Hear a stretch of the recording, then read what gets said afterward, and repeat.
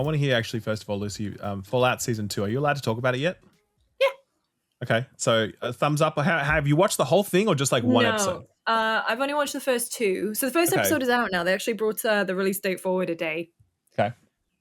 All right. Thumbs up or thumbs down? Thumbs up. Thumbs How many Todds out of 5? Is it 4 out of 5 Todds? 5 out of 5 Todds? I think it's a pretty good 4 out of 5 Todds. There is there's a real good meme that they reference at the start of season 2. I'm just gonna get my. Is it the wagon thing? So they somehow wake up in Skyrim?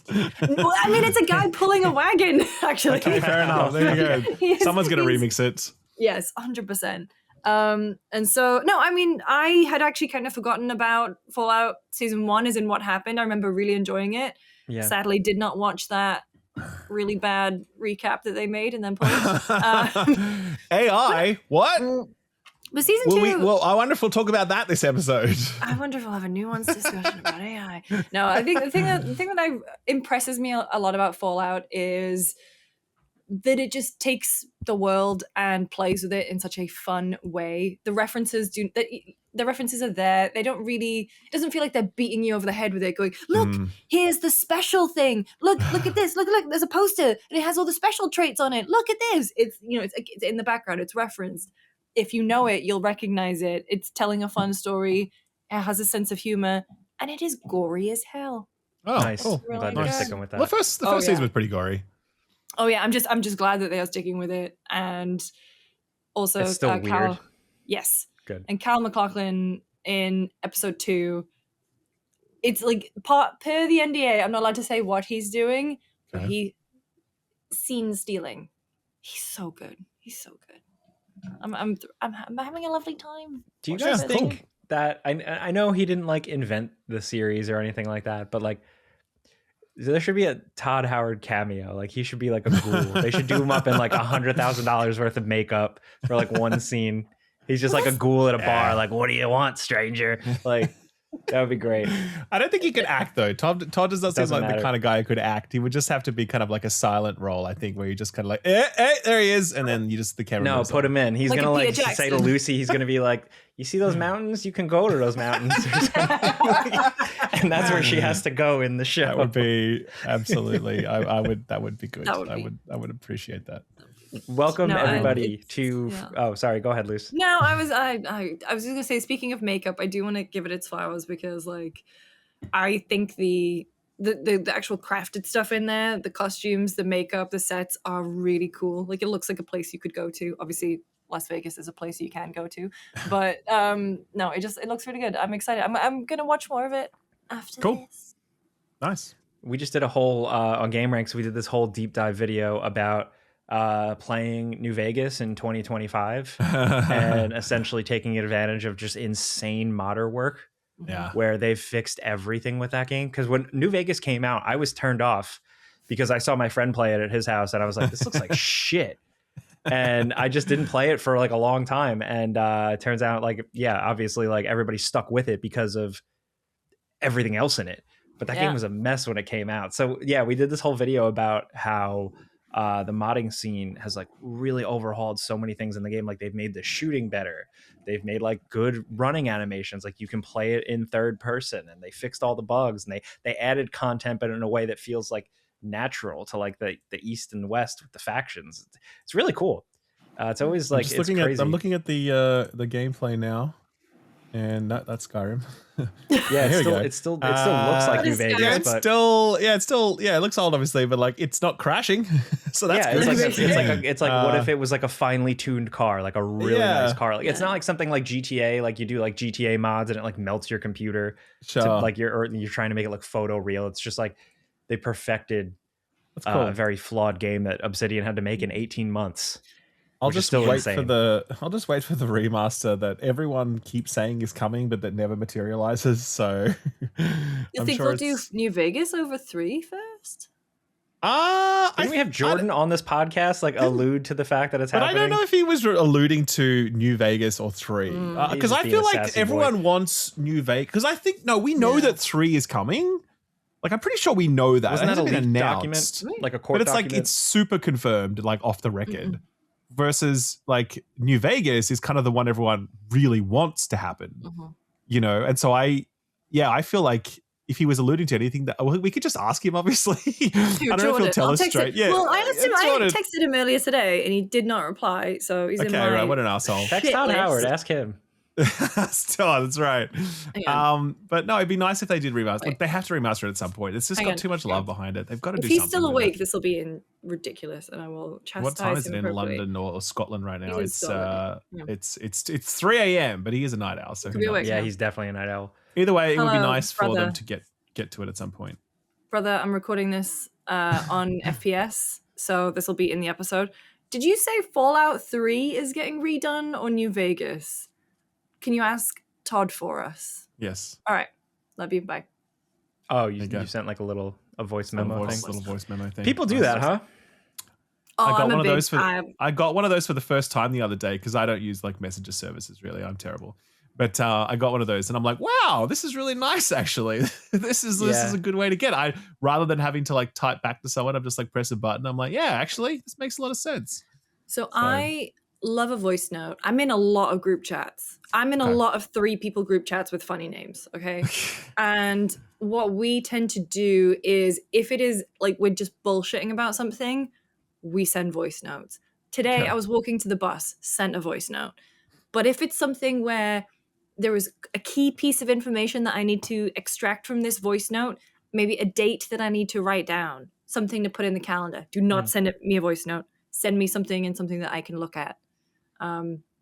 I have a friend who has a little jingle that she sings. Sometimes if she's sending us like a real juicy story, she'll do a little jingle at the start of the voice note, which I really like. I usually hit like, we just got a letter.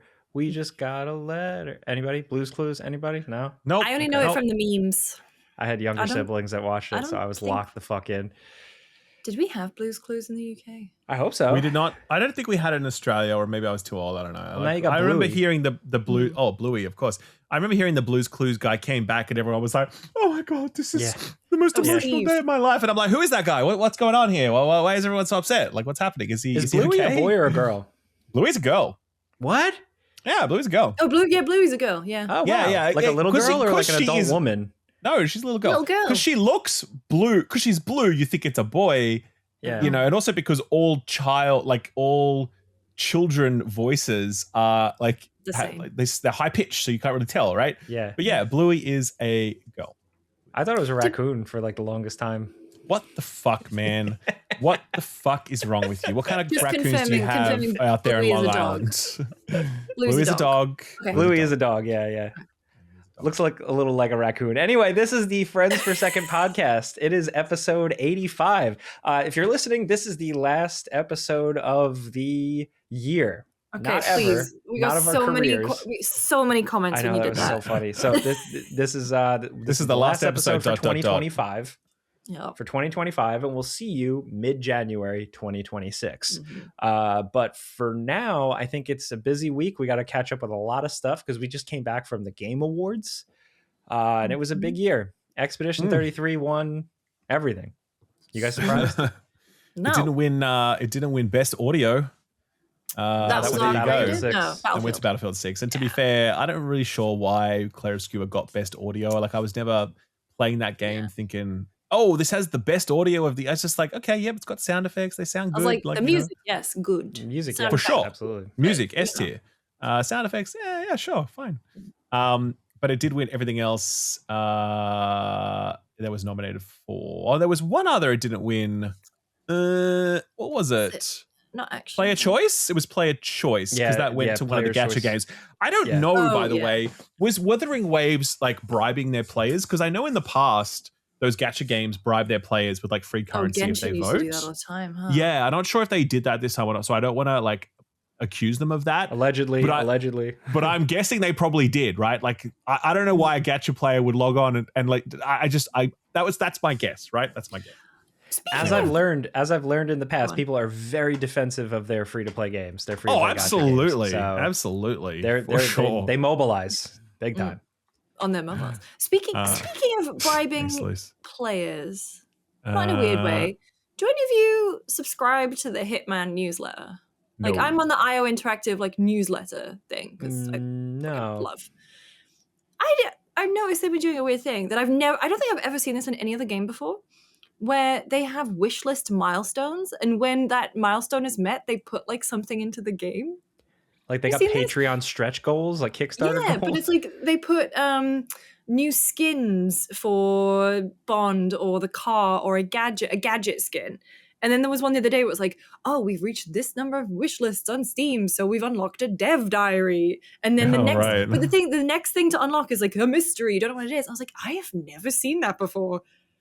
That's good better for than them. augmenting your pre-order. Okay. Yeah. Okay, first of all, more importantly though. Lenny Kravitz. Lenny Kravitz. Dude, okay, can we talk about this? That was why I raised it, Jacob. Yeah. So we could talk about it. Okay. Okay. Did you call me Jacob? You hit me with the hard COB right there. God. So Lenny Kravitz, just in case anyone missed it, Lenny Kravitz is the villain in the Bond game, the First Light or whatever. I do not understand this. I'm not sure how this happened. Okay, first of all, let me ask this. Has he been in any dramatic roles that I have just missed? And it turns out he's actually some like banging actor. Besides Zoolander. Was briefly in Zoolander, yeah. So that is he like actually this secretly great actor that like, IO just happened to know this and they're like, oh yeah. Or is this just another example of them just getting a random celebrity like fucking Eminem in the latest? Dude, I think IO really loves their celebrities. Like they got really into the Hitman thing and getting all these celebrities. And now with this, I was like, oh no. Like it felt like their first misstep. I'm looking. I don't want to poo-poo it because like Lady Gaga is a musician, but also happens to be a phenomenal actress. Incredible, right? And quite a few musicians have had really great acting careers for sure. I don't know that Lenny Kravitz is that kind of talent. Maybe he is. I've never seen him like that, so I don't know. Yeah, I didn't realize that Lenny Kravitz was in The Hunger Games. Oh, that's right. Was he? He was in Precious. Really? As Nurse John. Okay. Precious was a movie I watched one time, and I was like, "That's a lot." A very good, very just very upsetting movie to watch. Yeah. I have no interest in watching that again. But I don't know. Maybe he was good in that. Zoolander 2, the Rugrats movie. That's huge. Did not know that, but that's an important line item on a CV. All right, so all I'll say is that I did get to go. I did at the Game Awards, IO Interactive had like a preview event, and I got to see like an extended version of the scene that they revealed him in. Okay. And his acting didn't really sell me. Okay. And I say that as somebody who, like, full disclosure, like I think Lenny Kravitz is like really cool. Maybe it's because I'm like a kid of the 90s, but like he was fucking awesome, and he still seems like he's still got it. I think for me, I feel like it's wasted potential. Like, I hope he does the song. Like, get him to do the song. Because, like, when a male rock star does a Bond theme, Casino Royale, incredible. Like, so Lenny Kravitz could make, like, the ultimate Bond song. So for him to just be, like, kind of like a over-the-top kind of wacky villain that feeds you to the crocodiles, I was like, oh, man. That's so true. Remember Madonna was in Die Another Day, wasn't she? That's right. She did Was she? Yeah, she was the fencing instructor. Yeah, she had a very brief thing. Yeah, Bond, that's the thing. Like, Bond movies, like, people think of, like, the Craig era, but Bond movies are no stranger to, like, silly, dumb bullshit. Yeah, I would say it was almost exclusively silly, dumb bullshit until the Craig era. No, Pierce Brosnan was pretty Brosnan cool. got pretty serious after that, kind of, I would say. Yeah. I was going to say, what Brosnan Bond movie do you think is serious? The one where he has the tank on the street? Yeah, he drifts the tank. It's just cool. There's nothing silly about it. It's just cool. I agree with you. Cool. But I think the other Bond movies are much, like the older Bond movies are much more willing to be quite playful with like the heroines and the scenarios and their villains. And it feels a bit sort of like almost an elevation of like the old Batman series. Like it's the next level. It's the next step up from that. Whereas the Brosnan stuff was trying to be like, no, proper like serious action movie. Like, do you know what I mean? I feel like Lazenby was maybe I'm misremembering, but like Lazenby or Timothy Dalton, one of them was a bit more serious than the other one. Were pretty serious. Timothy Dalton's were a little like dark and edgy. Because was he the one where the wife got killed? That was George Lazenby. That was at the end of Her Majesty's Secret Service. What a fucking crazy move. Like, still to this day. Yeah. That's like watching Austin Powers, and at the end his girlfriend dies, and he cries to the camera. Well, Could you isn't that imagine? at the end of Austin Powers? Vanessa Kensington is a robot. I think so. Yeah. And then he's like, "I'm single again." Yeah, and he's like, "Woohoo!" I actually just rewatched the first one, and it still holds up. Anyway, I just came across randomly like the intro to number 2 with like all those Who is number 2 working for? No, like Kevin Spacey as like Dr. Evil and Danny DeVito as Mini-Me and all Tom that. Remember Cruise? that intro? Tom Cruise was like as Austin Oh. Powers and all that sort of stuff. And I was like, oh man, that's a really cool opening. And like it kind of just made me nostalgic for that era of Hollywood, like that, like just all these kind of stars just doing a parody movie together, and that would put butts in seats in a cinema. Like that was cool, man. That was a cool era. that was it. Yeah. I think it ended with Zoolander 2. I saw that in the theater day one, and I was so disappointed. It was like a bad Star Wars movie. It ruined me. Like, Because who is Cumberbatch? He played like Air or something. Like a really ethereal male model. I don't even remember. Yeah. Oh, that's right. Yeah, he was like the androgynous, like kind of mystery model. Yeah, what a time. Anyway, Expedition 33. That's what we were talking about. The Game Awards. I think in terms of winners, Expedition 33 swept. Was there anything that you guys think should have, gotten more recognition there? That's a long conversation. I think but, Mario just in Kart general. World winning. I think Mario Kart World winning best like sports/racing game kind of sucks. Like it's a good game. Don't get me wrong, but like I don't know. Rematch was pretty cool, and I don't know. That game just feels like I don't know, man. No part of that jumps out at me. I mean, like this deserves an award. I'm like, it's just a fun little Mario Kart game. It's not really doing too much that's new. It's just well-made Mario Kart. And so I don't know. That one just seemed a bit like okay. I guess people just voted for this because they whatever. I mean, I'm surprised at Split Fiction, Death Stranding, Indiana Jones. Like, did really. you see Kojima not like just not getting anything? He just like Kojima didn't get any awards. And I don't know. Like I am a bit surprised. Well, look, I think the problem with this year was that Clair Obscur was so dominant. In another year, I think the likes of Death Stranding would have got like a Best Direction award. Yeah. Because obviously I didn't connect with Death Stranding 2 as much as 1. And obviously there's some weird choices in that game, but like the direction of it is incredible. Like some of the scenes, some of the moments, like just his hand, his directorial hand in that is a pretty astounding thing. So I think, and the same with Kingdom Come and like RPG of the year, right? Clair Obscur won that. And it's like, okay, yes.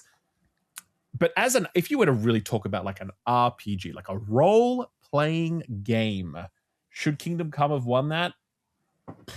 Probably, depending on how you want to define that word or whatever else. So again, I just feel bad for developers this year because I think there were some really great games that deserved recognition that unfortunately couldn't get it because Clair Obscur was just so good across the board. It just suffocated everything else. And that's not a slight on Clair Obscur, of course. It's just a reality that like sometimes that happens, I was going to say, do we dare wade into what is an indie discourse? I'm joking. Boy. I get so annoyed about that because like this studio was in like they were indie for like a huge portion of their development time. They formed and they had nothing and no one for so long. Like this wasn't a truly independent studio until they eventually found a publisher toward the back end of their development. So like, yes, this was an indie game. Will their next game be an indie game? Probably not. They'll probably have a publisher straight off the bat and they're established now and they've got their money and whatever else. But like, yeah, Sandfall was an indie outlet for a long fucking time while they were making this game. And that's just a fact, So Still would have there's loved been to a have lot of seen- on this topic, there's been a lot of anger directed towards Clair Obscur after the Game Awards. Have you guys It's seen all this? natural. I feel like it's just like people just get annoyed of hearing about it so much. I saw Where it's someone like- post like Jeff and his team should prevent sweeps. I was like, what do you mean? How? It's That fine. means Do you you have to- want him to rig the votes? Yeah, then you have to rig it. Yeah. All right. Jeff don't know what goes else you can in, do. fiddles the numbers, and I'm like, no, that's not how that works. They were voted on. I think that the discourse is one thing, but the reality is another. And the reality is, Hello Jelly, that that team made an incredible game. It sold millions and millions of copies. It's firmly etched itself in our like imagination and our and it was just a wonderful experience. And it got a lot of awards because of that. Like that's it. And It's good. maybe, and that's it. And maybe you feel like other games deserve them more in some categories. Fair enough. And maybe you don't fully agree with the classification of an indie game. Okay, fair enough. But like, I still think definitely seen a fair amount of discourse that's quite disparaging of that game and the people behind it, and I don't really think it's fair. So that's all I'll say on that. I like Expedition 33 a lot, so it's tough for me, man. I just like this just showed up in the mail. I got the mirror edition. Ooh, I own all nice. 6 copies of this freaking game. I bought like every edition as like a fan. Nice. Yeah, it's really good. It's incredible. And I feel like we've talked it to death at this point. But in terms of Game Awards stuff, I think the reveals were where I had the most fun. I thought in terms of Control 2, Control Resonant was really cool. Kind of, I thought that was a really good trailer because you start to pick up on what it is and you're like, okay, cool. And you're like, wow, it hits you. And you're like, oh man, sequel to Control, cool. And then the melee weapon comes out, the big fucking hammer. The aberrant. Cool. And then it cuts to gameplay of it basically being a Devil May Cry like. And that is exciting for me. I think that's cool. I'm very happy that they're not like super cool, resting on their laurels and trying the same thing. They're doing something different. And I mean, look, you can talk about FBC Firebreak and how it didn't really land, but they tried something. They tried something different. It didn't land. And honestly, like for me personally, like as a fan of that studio, like I just looking around, like I don't think they lost any goodwill from that. I think. No, I don't think so. Right? Like I feel like now it was a pretty honest product. It was like, it wasn't really trying to scam players. It wasn't trying to be like this live service thing. It was just kind of like, they were just trying to make a fun game that's a bit different for them. And it's like, yeah, it didn't work. And that happens sometimes, But I see this as another example of that in a way that like really excites me, where I'm like, oh, they're not just doing another third person shooter. Yeah. Here they are with some melee stuff. And like that type of melee combat is like, that needs to be like fine tuned. That thing, that's got to be butter. Very That's tough. A tall order, yeah. They did speak about that, and they did say they're very confident that what they have, because we actually got the chance to interview them before the Game Awards. That's on thisweekinvideogames.com. You'll find that. And they're basically like, they're very happy to take some risks in this space. They don't want to just like do what's safe.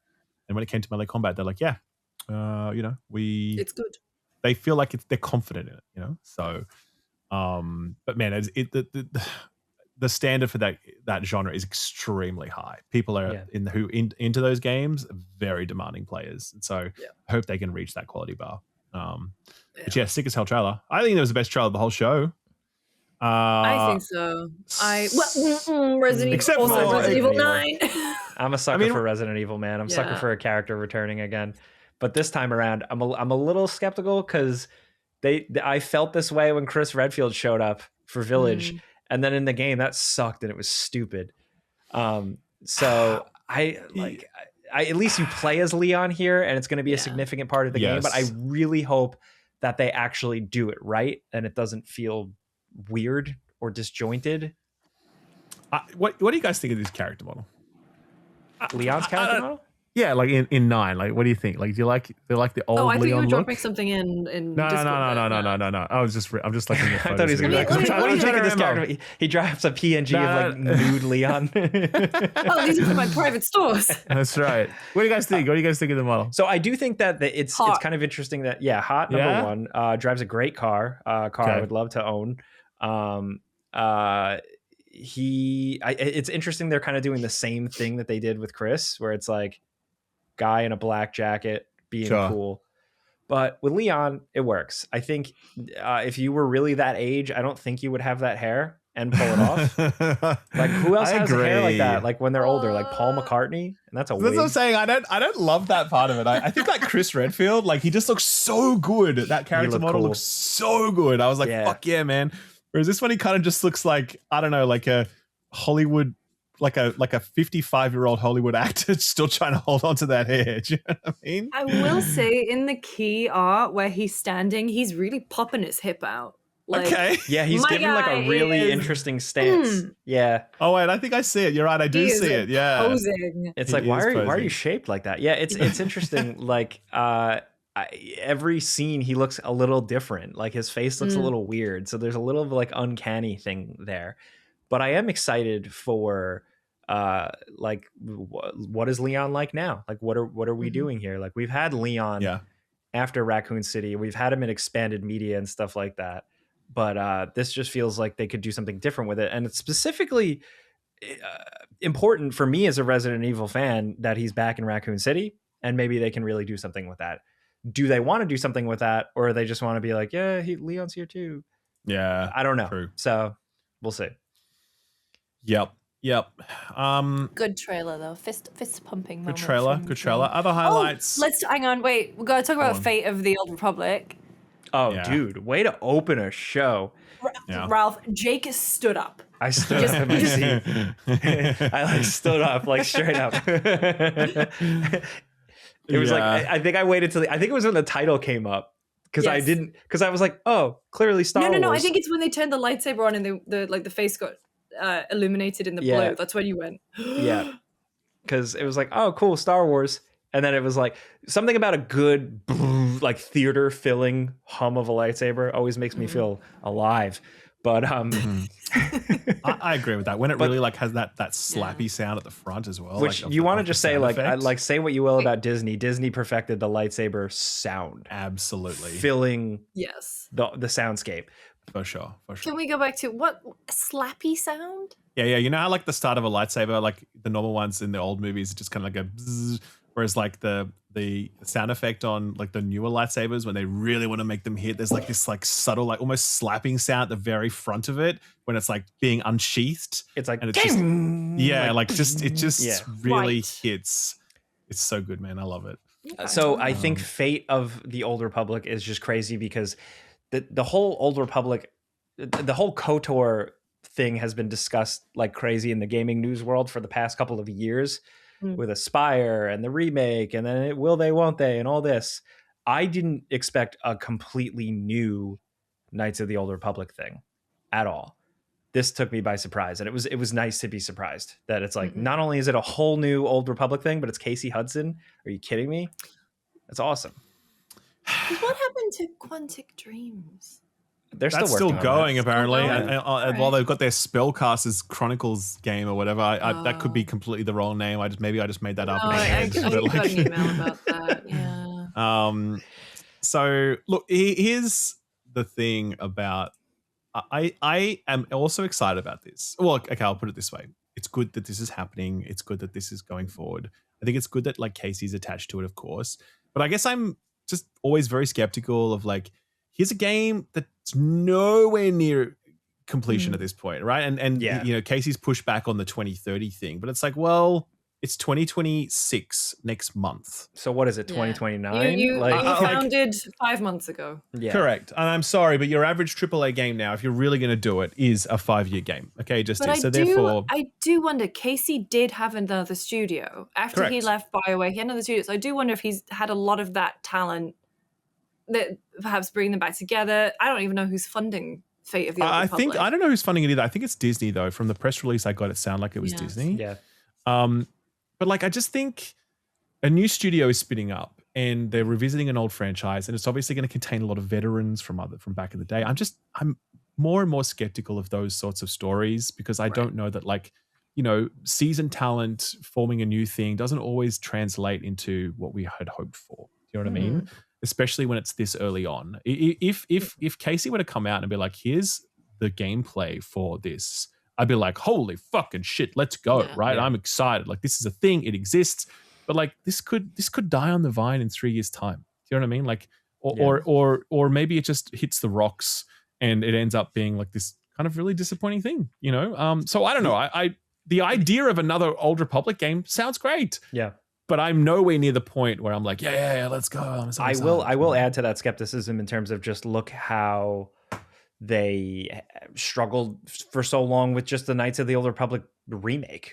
Just like the simple concepts there and the stuff that went down with KOTOR 2 and like all the content and stuff like that. It's like, here you have a good Star Wars property. Obviously it's from the old days. It's from like the LucasArts games. But it was like fan favorite characters, recognizable characters, all of this cool shit that they could have really picked up and ran with, and they stumbled out the gate with even getting remakes done. So, them going with this, hopefully it's cool. I'm just happy it's not a remake. Like, I'm happy it's like a new thing. Obviously, it's existing IP, but yeah, I guess we're gonna have to wait and see. But I think go ahead. Go on. I was gonna say, I fully expect to see a tweet from Jason Schreier on like January 1st, 2030, being like with that, like the game, like the Alice in Wonderland fucking clock me thing, saying like, I told you so. Where's the fucking game, Casey? I told you it wouldn't be out by 2030. God. So that's my prediction. But speaking of legacy RPG builders, Exodus got a good showing. This was previously revealed. We knew this was a game, but now we got like a full-fledged trailer with gameplay and story concepts. And I'm into this, but Lucy, can you give a little background on this one? Oh yeah, so I interviewed them too. I'm very intrigued by this one because, Ralph, to your point about like veterans forming a new studio, Exodus is very much a lot of the big folks behind Mass Effect in particular. Chad Robertson is the co-founder of the studio. Drew Karpyshyn, who was one of the main writers on Mass Effect 1 and 2, I believe he did KOTOR. I think he even worked on like Baldur's Gate 2 like back in the day. And they are making a game that is, to be reductive, it is Mass Effect meets Interstellar. To the fact that they even have Matthew McConaughey in it. And there's time dilation. All right. There's even time dilation in it too. So that's your choice and consequence. Does it have love, Lucy? Because really, that's the most important part of an interstellar experience. Because love transcends time and space. Wait, so you're telling me I could fuck an alien and then I could fuck an alien like 80 years later when she's old? Well, that's the thing, is that they were saying that like you can have a lover on Earth, and then you go into space, and then because time moves slower for you, you can go back and they could be like, people could have moved on. Something could have happened. That's interesting. Maybe they could die. That's a cool idea. I don't know how that works in a cinematic RPG context, but I think it's a cool idea. So I would go into space the whole time. I would go to a planet that like, time passes way quicker, and I come back and like same girlfriend, but now I look like Leon Kennedy from Resident Evil 9 instead of 2. You're like, I'm just going out for cigarettes. And she's like, where though? The corner store or the fucking next galaxy? Because that makes a big difference to my plans for the next 10 years of my life. That's right. And speaking of romancing aliens, the one they showed off was an octopus, but apparently you can't date her. So I'm sorry. Baldur's Gate 3 did it better. Baldur's Gate 3. But no, is this create your own character or? Yes. Okay. I will say the name that they have chosen. So obviously Mass Effect has Shepard. Is it like Gandalf Aslan or something? It's June Aslan. And I was June like, Aslan. Okay. I was like, because it is the hero's journey. It's supposed to become like very important and lead your people. And I was like, Aslan is a bit on the nose. And he went, yes. Like June Aslan. Katniss Boromir. No, it looks cool though. It looks like cool sci-fi, and especially because it's like, I don't want to say it's grounded, but it's it's spacesuits, it's spaceships, in a way that still manages to feel fresh. It's something we've seen a million times before, like if it's Mass Effect, if it's Interstellar, if it's The Expanse, if it's whatever. And I still saw this trailer and I was like, oh, this looks and feels a little different. I'm in. I'm stoked for that Expanse game. I know we didn't see it again here, but like that does seem cool. Yeah, it'd be nice. Tomb Raider's back. Yeah, fucking weird to do it. First of all, 2 trailers, 2 separate games, but also fucking weird to do it, like 30 days after you let go of a bunch of people. Oh yeah. It's a weird thing, man. Just Tomb Raider, for them to go this all in on Tomb Raider, like Amazon, and double down with. I can't correct me if I'm wrong. When was the last time we've seen a game release and then a follow up of another game a year later? Because that's how it is right now. It's slated for 2026, and then the next one is going to be 2027. I don't know. Yeah, good question. Like remake wise, you could say Resident Evil remake and then 8. That's true. Yeah, like that. They had that similar Silent cadence. Hill 2 remake and Silent Hill F. Yeah. Okay. All right. You but got me there. Neither. I think.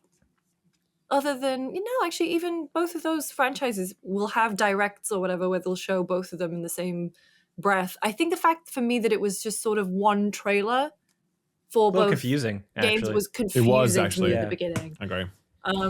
But fucking shout out to Alex Milton Reagan, because she was going to be Joanna Dark, and that whole thing got pulled, and now she gets to be Lara Croft, so she gets to be another equally iconic. That's cool as hell. She seems cool. Yeah. I wonder how much interest there is in the Tomb Raider franchise at this point. I don't know, like how much people really care about Tomb Raider. They did the animated show that's getting season 2.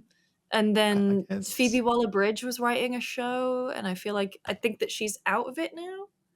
I've never had a soft spot for Tomb Raider. I actually didn't like the original games because the controls, I hated them so much.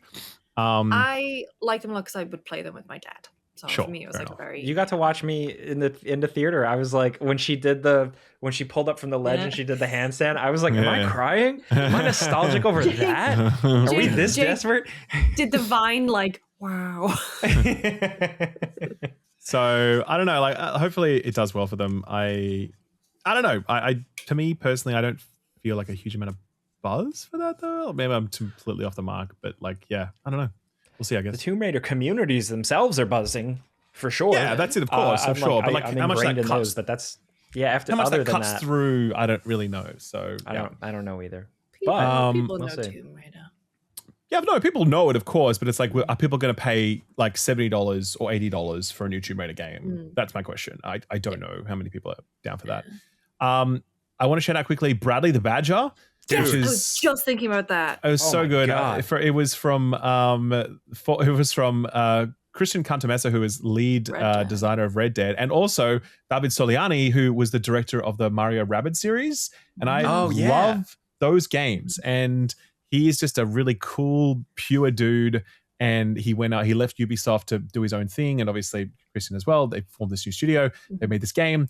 It looks great. It's like what if a 3D platformer was also sort of like in development and you could make the game while playing the game. It's such an interesting concept. You can't really understand it until you see it. When you do, you're like, oh, I see what they're doing here. And it's so creative and cool and fun and just, I love it. I love that they're trying to keep platformers alive. I love that they got such a unique spin on it. I love the art style and the personality. It's got some like live action shit going on in there, which I don't know how that works, but fair enough. Good luck to them.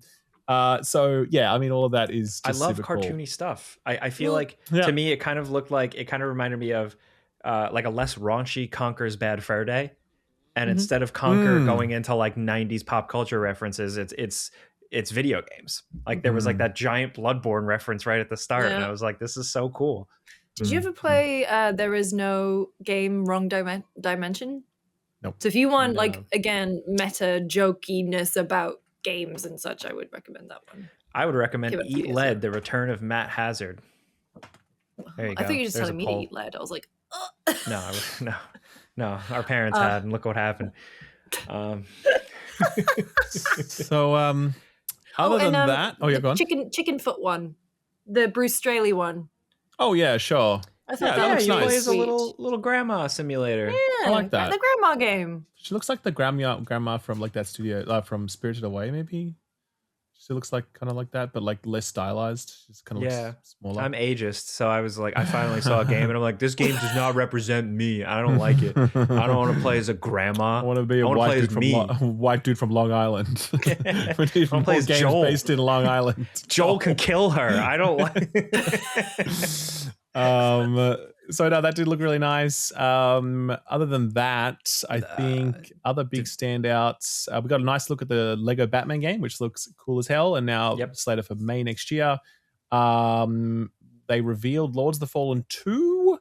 I didn't play the first one, but I heard it was like kind of okay-ish. Yeah. Saros got a release date slight delay, like by 1 month, and it continues to look absolutely S tier. Saros looks cool, man. Yeah.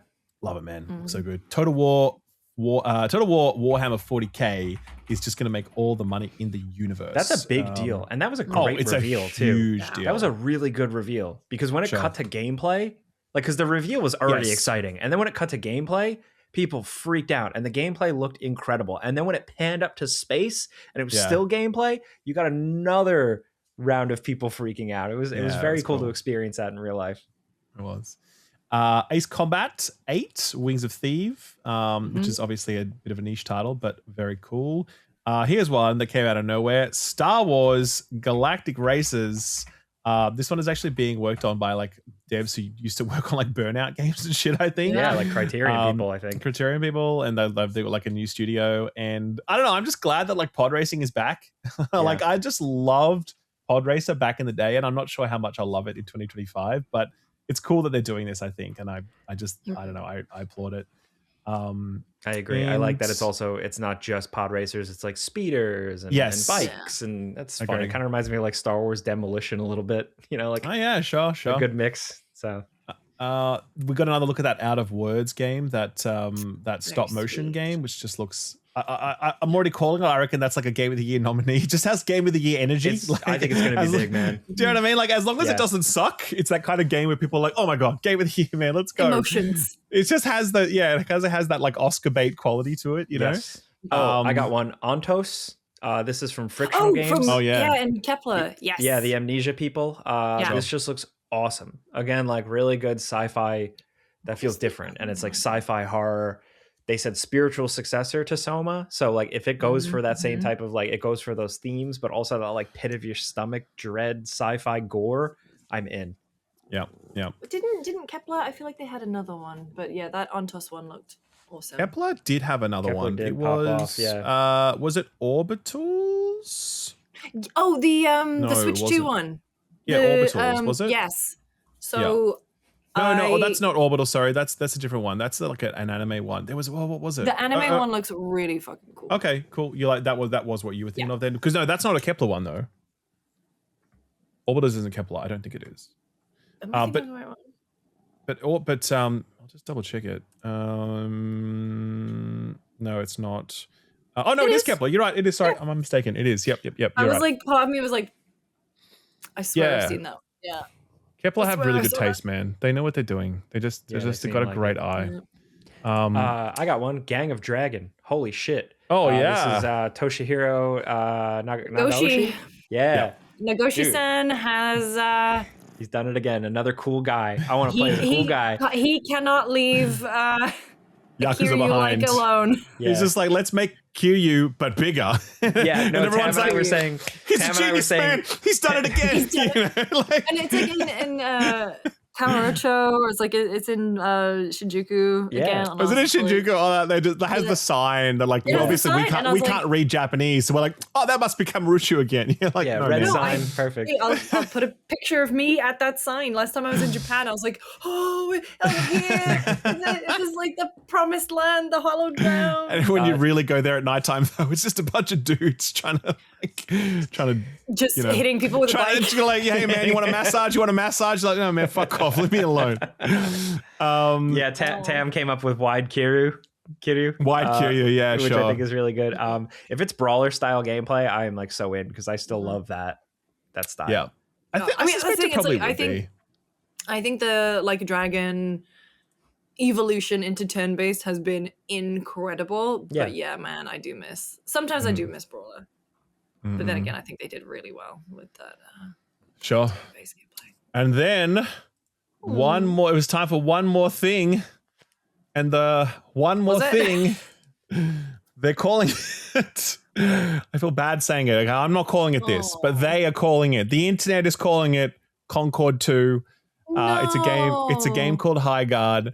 It is we don't exactly know what it is. It's obviously some kind of competitive hero shooter thing that has destructible environments, and it seems to be sort of like splicing, medieval magic stuff with like 6 shooters and like, coachman rifle and all this sort of shit, right? So I think that had this been announced like half an hour into the show with just like a normal world premiere, it'd be like, it's another one of these games, whatever.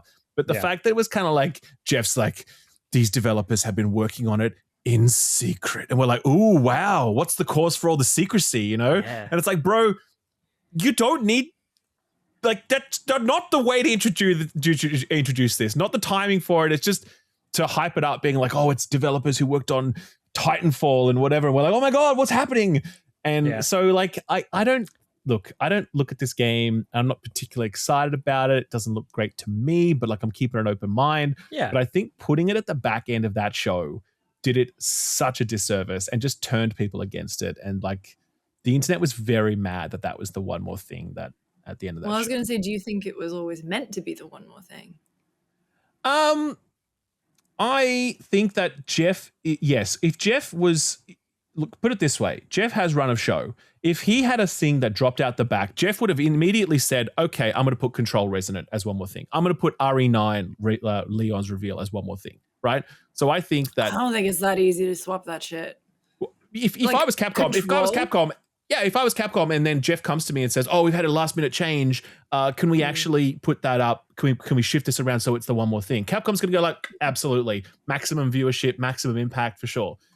I suspect that this was meant to be the one more thing, you know? I suspect it was. This is the thing. So we were doing our post show and I had to leave like the show halfway through I was like, sorry, Jake, I'll see you later.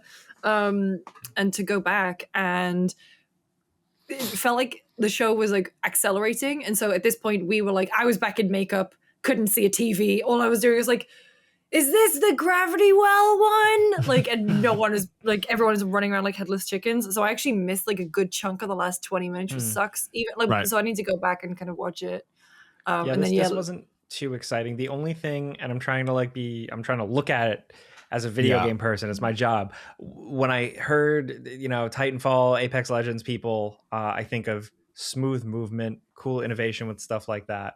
And I saw a guy riding on a horse in a multiplayer game, and I'm like, if that's their big hook, that could be kind of cool, like how well they handled using mechs in Titanfall. But is it enough? I don't think so. And I think combined with, for me, the immediate deflation was showing the main guy just kind of was like, it's a Killmonger looking guy with a cool jacket. And I was like, again with this? Like, there's something about like visual styles sometimes with hero shooters that all kind of make them meld together. I totally agree, of course. Like, it's not me saying like the characters aren't hot enough or anything like that. It's literally just, there's this something that is like, they don't grab me. And High Guard came and I was like, another one with characters that the developers are clearly excited about and they're leaning into, but I feel nothing from them. The only thing I took away was horse from that whole trailer. And also Berserker, who can tear down a building and like with his voice or whatever, but also like fires a little 6-shooter like this. Oh yeah, you could do so. Like there's like third person characters, first person characters. I don't know, man. I don't know. I just think like, look, just today, Supervive was announced. There's sunsetting. Supervive, if anyone doesn't know, because you probably don't know, but it is it's a sort of MOBA-like experience made by a bunch of former Riot people, really experienced Riot people, by the way, like people who were like, senior there doing different things. They formed their own studio. They formed a new game, really well-reviewed game, great feedback. No one playing it, right? Studio is going to continue, but they're going to make a different type of game this in the future.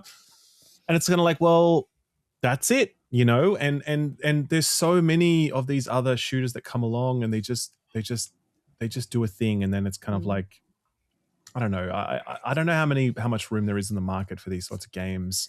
Well, did you see the Sakana report from today? Not just about the massive dip in console sales, but like one of the key stats was that the average age of the most played games is like 9 years. Or was it maybe? No, was that in a presentation I looked at today? I had a meeting at work. I think regardless, this is a stat I saw today. I can't remember if Sakana released it today. No, and connected to that, like Steam, the yearly Steam wrap or whatever revealed that like only 14% of total playtime on Steam last year went towards newly released games that released in 2025, right? Yeah. 14% of total playtime. So video games are different to like movies or TV shows or whatever in the sense that like they exist forever. They can continuously be updated, and so Counter-Strike, you can just keep playing it forever. And that means that, and the total number of games that you could continue to play forever continues to grow. And that makes it harder for new games to compete. And yeah, you look at something like High Guard, and again, keeping an open mind. Yeah. Hopefully it's great. I hope for the best for the studio. I would love to be wrong too. It'd be fantastic if these 60 people have made a great game and that this like makes a lot of money and that they have jobs and whatever, for sure. Absolutely. But at the same time, it's also impossible to ignore the wave of cynicism that washes across the industry when these sorts of games are announced, because everyone's like, well, how is yours going to be any different? Like, why do we need this one right now? Like, what's going on here? The flip side to that is that, you get like Arc Raiders.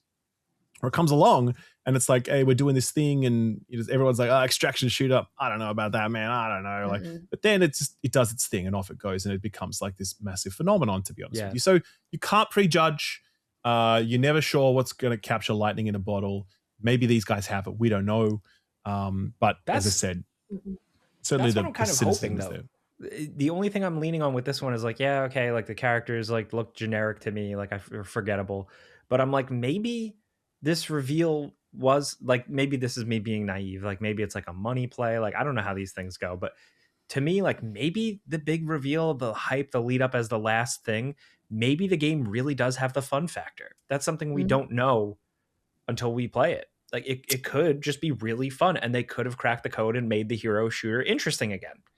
So to be fair, Overwatch still does well. Marvel Rivals still does well. Like the hero shooter genre is still there and it's doing its thing. Obviously, Valorant, if you want to go the more tactical route, is still massively successful. So I feel like this genre already has options available, and I don't know. I hope that it does have enough to sort of set itself apart and find its feet and go from there. I didn't know Australians said route. We do. We're basically British. We say route. Do you? Okay, well maybe. Okay, well there you go. I've never heard that before. Well, maybe I'm wrong. I mispronounce words from time to time. The comment section likes to remind me of that. Yeah, so it's don't fine. we all? Yeah. Oh, I say beta, so come on. I mean, that's a accent based thing. That's where we're raised to say beta. Everyone, I've actually started saying beta purely because I couldn't deal with the Americans and their constant whinging about it. They're like, oh, it's actually pronounced beta. I'm like, yeah, all right, fuck off. You want mine is Mario. I say Mario where I'm from, and I know people in New York, their name is Mario, and we call him Mario. He says his name is Mario, but I've had to change it for videos, and now I say Mario. Like, good. That's like correct. But it does piss me off when the British say pasta. I'm like, no. What do you say? You say pasta. Of course we do. Pasta. Jesus Christ, pasta. Who says it's only the British? Yogurt. What the fuck is yogurt? Seriously. How on earth could you arrive at the pronunciation yogurt? How are you a serious people? How? We're not. Okay, good. Fine. Agreed. We're agreed. I didn't realize we're going to get attacked for yogurt. I didn't realize yogurt was such a big thing. Fine. We can... I don't know. What else do Australians say funny? Barbie, Arvo. Oh, come on. Stick another O on someone's surname. Why don't you? My favorite though is preggers. That's my favorite, which is an abbreviation for pregnant. Pregnant. Prego. So we do it pretty well. Anyway, we should do a commercial. We should do a commercial, and then we probably should. We should talk about the elephant in the room. All right, let's go to a commercial break, and we'll be back with more talking.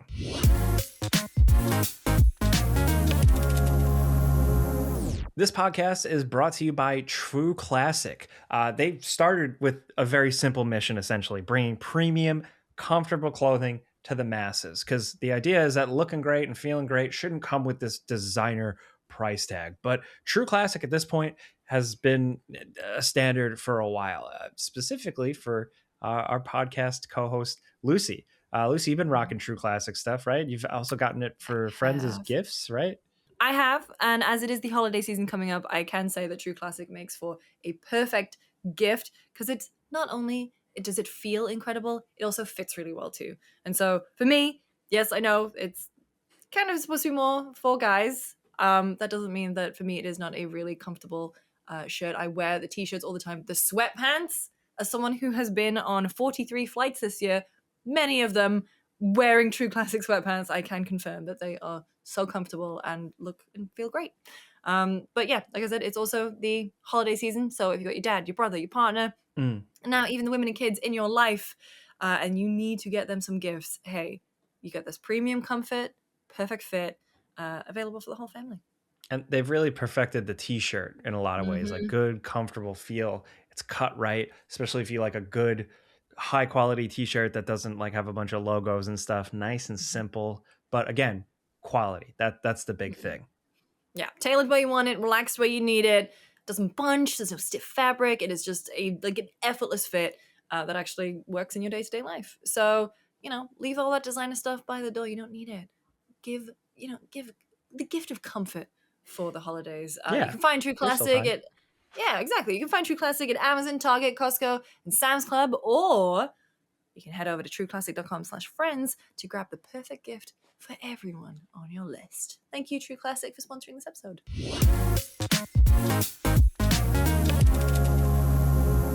All right, we're back. All right. With The other what? Well, what are we What? back with, Jake? we're back We're with back with another what? episode of Nope. Before You Nope. Buy. Nope. No. We're back. We're back with more talking.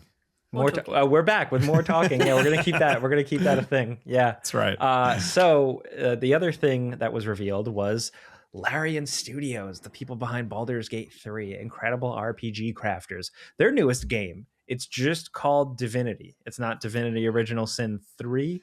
It's just Divinity, and it was icky and gross. It was cool. It was like people exploding and zombies and bones and sex and. It was a lot. It was a very vomit. cool, spooky trailer. It set a tone. I don't know what that.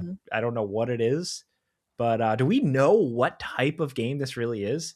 I think they said it's turn-based. I think it's. They haven't said a lot, have they? They did say that it's a turn-based game. I mean, it's a Divinity game, so I imagine it's still going to be in that kind of broad wheelhouse, and But I was wondering if it was different because it shed Original Sin. So yeah, I don't know. I mean. Look, they seem to really like turn-based, and obviously they're great at making it. And so, other than that, though, we don't really know anything else. And I have not played Divinity 1 or 2. Have you guys? No, I've dabbled. Yeah. Okay. Well, so the thing is that I was working at GameSpot at the time, as I still am. But Dave Jewett.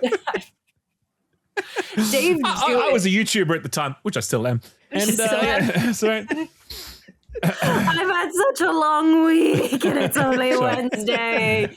And Dave Jewett, shout out to him, he's at Watch EXP now, was so into Divinity that I really wanted to start playing it. And then Dave was like doing all these like galaxy brain moves where it was like, I have some nails and I have some shoes. I'm going to combine them and I'm going to walk across some ice. And I was like, oh, I can't think like that. Sure. I've got other things going on. Yeah, it's got a lot of crazy stuff in it. Like you could play as like a skeleton, and then everyone in the game is written to account for them being like, "Wow, you're a skeleton." It's like really crazy, in-depth stuff like that. Yeah, well, now it's on Switch. Yeah, it's everywhere. Yeah, it's everywhere. It's everywhere. Yep. So cool trailer. Much excite. And then an interview happened. Jason Schreier of Bloomberg spoke to Sven Vinke. I always just want to double check this. It's Sven Vinke, correct? Sven Vinke. Okay, good. Sven Vinke. Okay, right. And Sven basically they were talking about various things, yada yada. The thing that really caught on was what he had to say about AI and the use of generative AI. Now, the exact quote is, at the same time, Vinke said the creative process itself actually is something you cannot accelerate. Giving writers and designers and artists time to iterate and explore ideas is what led to the success of Baldur's Gate 3. So Jason Schreier, quote, people underestimate how many times we're implementing something and realize in the middle that it's just not going to work, Vinke said. Under Vinke, Larian has been pushing hard on generative AI. Although the CEO says the technology hasn't led to big gains in efficiency, he says there won't be any AI-generated content in Divinity. Everything is, quote, everything is human actors. We're writing everything ourselves, end quote. The creators often use AI tools to explore ideas, flesh out PowerPoint presentations, develop concept art, and write placeholder text. Jason continues, the use of generative AI has led to some pushback at Larian, quoting Sven, but I think at this point, everyone at the company is more or less okay with the way we're using it, end quote. So that was all he said in that interview. Well, that's all that Jason reported. Yeah. Then obviously the internet did its thing, picked up that thing. Now, Jason says that he was surprised to see that it had such a big response. I'm not sure that I believe Jason when he says that he's surprised, but he says that anyway. So he provided a larger transcript here, which I won't read the whole thing, but it does provide some more nuance. He did say that they actually bought a boutique art firm at a moment when everyone's reducing reliance on them because they were going to use more AI. And he does clarify at the end, though, that like he kind of feels like he, as a leader of a studio, that he needs to try to use this technology because, and I guess I'll just read the quote. Anything that has been automated has always considered. I think that part of the job is to make sure that you are competitive and state of the art. So if you don't look at the state of the art, you will eventually regret it. That's going to be even worse for developers. So he's basically sort of saying, like, we're going to have to look at this technology because it's our job to do that. He clarifies that they do use it for sort of white boxing, which is a phase of development before they actually start creating stuff for real. It's sort of just like, playing around with concepts and trying to make them to slot in something to represent a concept, really. He says he uses it to help with his English. Like, he uses ChatGPT to help rewrite things so that, because he's more confident with ChatGPT's support for his English. He acknowledges freely, though, that it's not really providing a lot of efficiency gains. And he sort of said repeatedly that, like, yeah, the tools are not really giving us much upside. And I guess I'll read that quote as well. In terms of generation, like whiteboxing, yes, there's things, but I'm not 100% sure if you're actually seeing speed ups that much. You're trying more stuff, having tried stuff out. I don't actually think it accelerates things because there's a lot of hype out there. I haven't really seen, oh, this is really going to replace things. I haven't seen that yet. I've seen a lot where you initially get excited, oh, this could be cool. And then you say, in the end, it doesn't really do the thing. Everything is human actors. We're writing everything ourselves, blah, blah, blah. So that's then reverts to the quote that he was working out. So that's it. And obviously I'm skipping over some detail and some nuance there. And I encourage you to go and read it yourself because, I think nuance in this discussion is kind of lacking.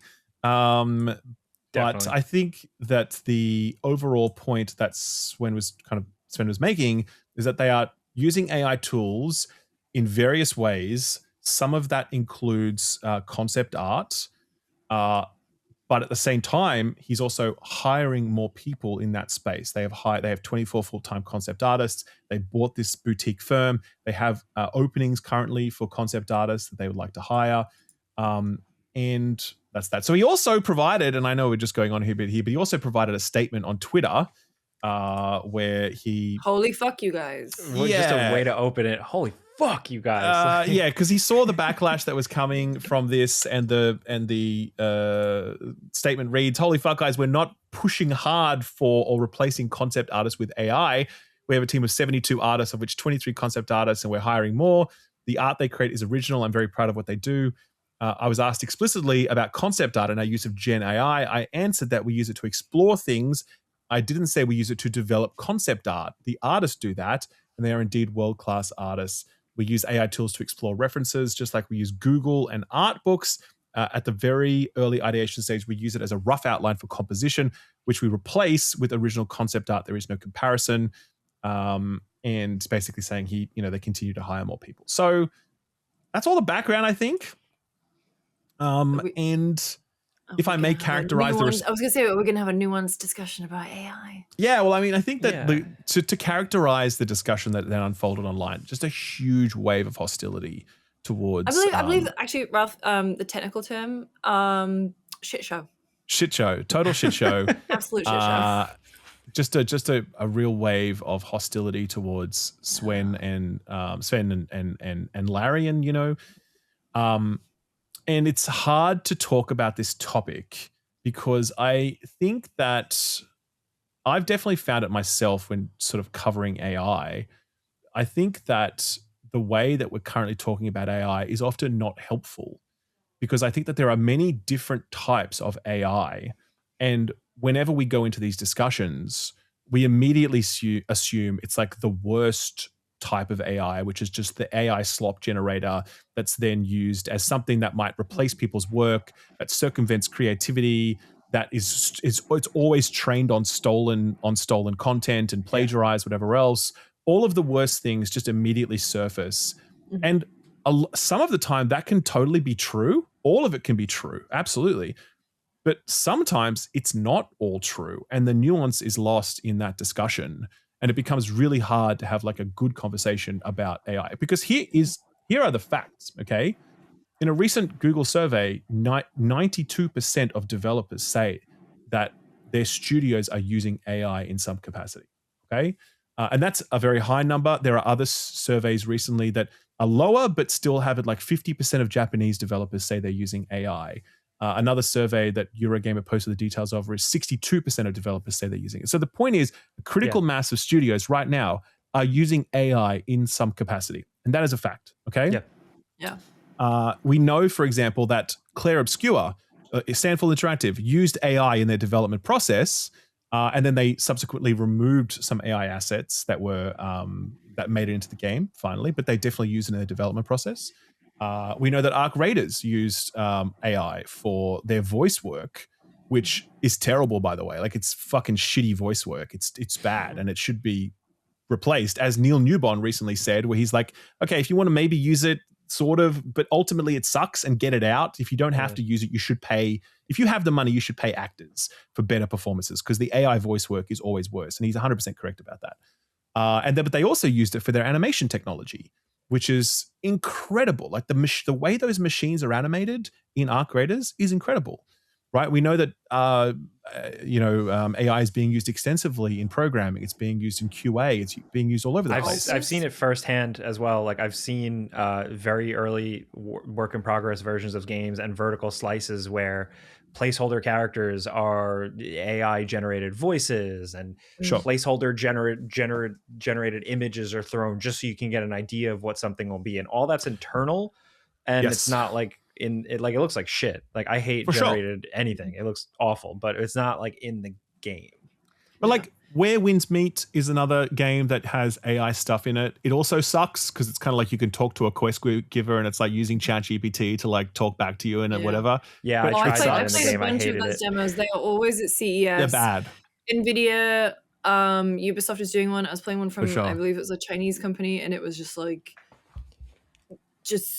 I can't remember the name of the company, but it was just like, this is. Did you see the Where Winds Meet version where like there was an AI NPC quest giver, like side quest giver, and players were just like walking up to them and going in the chat prompt and being like, "Yeah, I did the quest."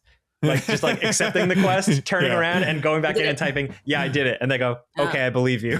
No, I saw that one. The Ubisoft one, I was just asking the guy. I was like, "Are you a child of divorce?" He's trying to tell me about how to breach this place in this fucking Rainbow Six mission, and I was like, and then at one point he was like, "Oh well, she took the kids." It's like, what? I mean, so again, and this is not, by the way, this is not to sort of like endorse any of this stuff, but what I'm saying is that like, there's a reality that's unfolding around us within this space, and I don't think the conversation that we're having is like granular enough to be able to like have this conversation well. Because also, to jump in here very, very quickly, is that, and this is something that Bruce Straley was saying, Coven of the Chicken Foot. I'm only ever going to call it the Chicken Foot game. But he said, it's difficult to even pitch the concept of this creature that we've made because in my world, NPCs are AI. AI programmers are a type of personnel you have on staff. Now you can't say that because if somebody does have an opinion about AI, I now can't call this creature the most AI companion, most advanced AI companion. People are going to think we did machine learning, LLMs, and all that. No, we didn't. This is hard work and a lot of problem solving and creative thinking. And so like there's this conflation of different uses of AI, different meanings of AI. For sure. And so in terms of having a nuanced conversation about how AI impacts and touches all aspects of development, our lives, like I have used Amazon Alexa for forever. She controls my lights. And like I don't know, I use an Otter AI transcription service when I'm in meetings that like takes notes for me. Do you know what I mean? Yeah. And it's like, okay, that used to be a service that you pay for, and it's like, so again, like it used to be a job that I did. None of these things are endorsements of like, oh, well, we shouldn't be complaining about AI at all.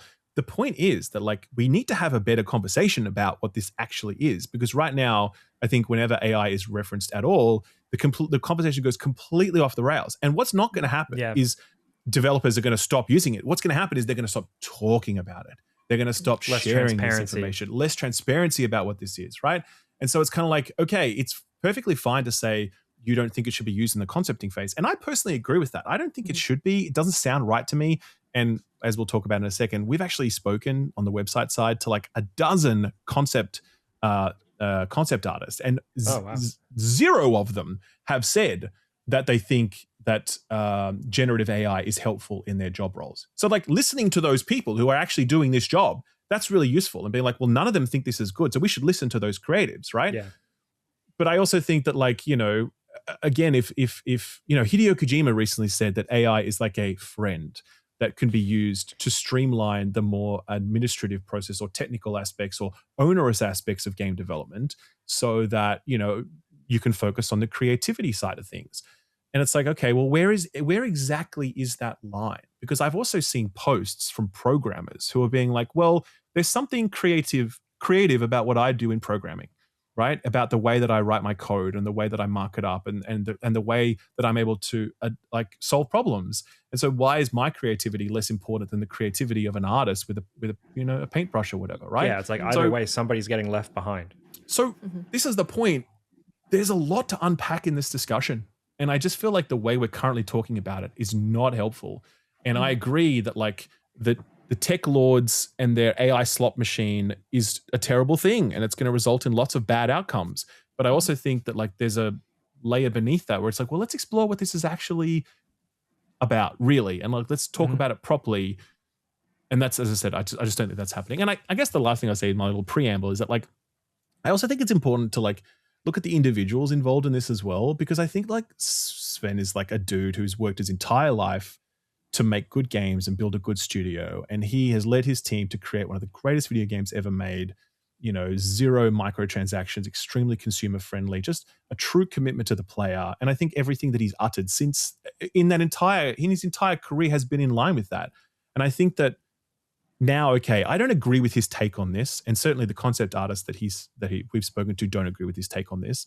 But I also think we need to extend him like a little bit of grace, like maybe just let him take a bit of a beat, and maybe he needs to talk to his team again and see this differently, rather than some of the commentary I've seen around Sven in the last couple of days. I think it's pretty unfair that like this guy's entire career is kind of being flushed down the toilet, like over some comments he made about generative AI, when we really don't know any of the details about what he's actually talking about and how they're using it internally at Larian. That's all I'll say on that. I think we just need to give these people who have worked their entire careers in our best interest, like extend them just a little bit of grace in these moments, Yeah, So- and I think that also can lend itself to the concept art people that you spoke to that aren't Totally. into that. Like we need to hear them out too, because Absolutely. And that's why I we do sought think them Sven, out. the one thing is Sven, like he's not, a massive corporate CEO, but he is a founder, and he is going to be looking for ways to improve processes at his course. studio. I think it's just, I want the people making the games to be comfortable with those processes, really. And then the players on the other end be comfortable with the process and also how it turns out. For sure. me, my bottom line is, as long as your game doesn't look like one of those stupid fake movie trailers, it was like awful, where it's like, Hollywood's in trouble. Look at this crappy trailer I generated. Like, as long as a game doesn't look like that, like, please, God. Yeah, But yeah, there's so much. The word of the year is slop. Yeah, it is. Merriam-Webster, because it's like a slop, and I get a lot of. Remember when I got by that fake podcast that was all in AI and I didn't recognize it. There are fake movie stuff. And like, you two, forgive me because we spoke about this before we recorded, but it's like, for me, when you're thinking about AI, you cannot just think about it in a bubble. Although we are in a fucking AI bubble, am I right? But if you think about AI and the fears surrounding it and the reaction to it from a sociological point of view, which, to sound like an absolute dickhead, is the stuff that I'm really interested in, because we are talking about flailing economies, job losses, AI adoption, cognition, development, everything. media literacy. I've definitely said this before, but the fact that the human brain was not evolved to have access to so much information so quickly, and the amount of, like, in the grand scheme of humanity existing, in the last 30 years, we have gone from shit takes time, I've got to go talk to someone, I got to go read a book, to such instant gratification that there is always going to be this kind of race to the bottom. And it's like that infamous quote where it's given the chance, a player will optimize the fun out of a game. Well, given the chance, a human will optimize having to do anything out of life. And so as technology gets better, people are going to adopt it. We don't have people working in connecting phone lines anymore, right? Now we just send each other little pictures and we don't have that middleman anymore. There are these roles that we will naturally not need anymore because of technology. Yeah. And so it is interesting to see how we as a society categorize those jobs. And like Laura, if you said it before, it was like a programmer saying, is my craft not worthy as the same as an artist or For a sure. singer or whoever else? And it's like, it is so fascinating just to see what humanity does in this weird race where we're all just trying to, Yeah. I don't know, get by. But I mean, like I think it's like when I was a kid, I feel like as I get older, I miss how small my world was when I was a child. Yeah. Sure. And I think things like this, where the internet is exposing us to so much. And this is another thing, again, that we were talking about beforehand, where it's like, it feels like millennials is the generation that this is impacting, because we were the last generation to have a life without the internet. And we have and we are the generation who has seen the adoption and growth, vast, quick growth of the internet. Whereas our parents' generation don't understand this technology. They don't really, like if I have to share with my mum, like she shares me a video that she's seen, I was like, that's AI, that's fake. They just don't have the context for that. Whereas Gen Z, Gen Alpha, this is what they're growing up on. They don't know anything better. They use ChatGPT. Some of them do. I'll point out bad AI and they're like, shut up, nerd. Yeah, shut up. They don't care. Shut up, old guy. Yeah. And so it's like, I cannot fucking wait to log off over Christmas. But then this conversation is just going to be going away. It's not going to It's go not going away, away, man. And that's it. It's not going away. And I think that like if you want to actually have this conversation, we need to figure out a better way to have it. Otherwise, it's just going to get driven underground, and developers are just going to do their thing, and they're going to be so secretive about it. They're going to rebrand it. They're going to say like, "Oh, we can't call that tool an AI tool. We're going to call it a assisted development tool, or just some bullshit term." They're going to use other words. They're going to just, you know what I mean? They're just going to like weasel word their way out of this discussion, right? So I think just like we need to kind of just drill down into this and like have better discussions.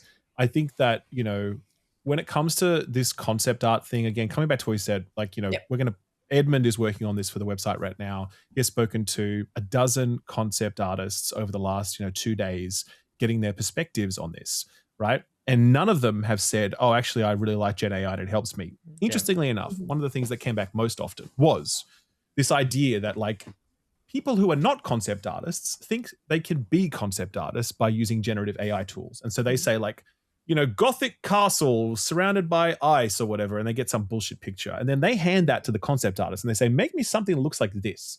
And so the concept artist at that point goes through a process of being like, well, first of all, this fucking sucks. This is not good. And I could come up with something way better than this. Secondly, it's actually not connected to the lore and the world building that we've done around for our game. And you've just handed me this random thing.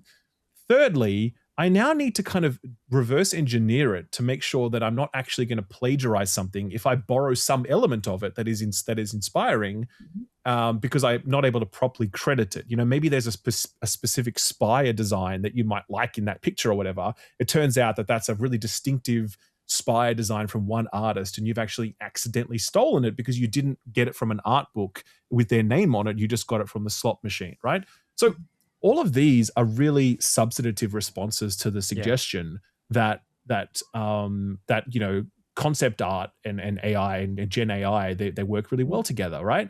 And I listen to those people and I'm like, cool, that's a good discussion to have, because now we're speaking to developers and we're getting real examples, and it's whatever else, right?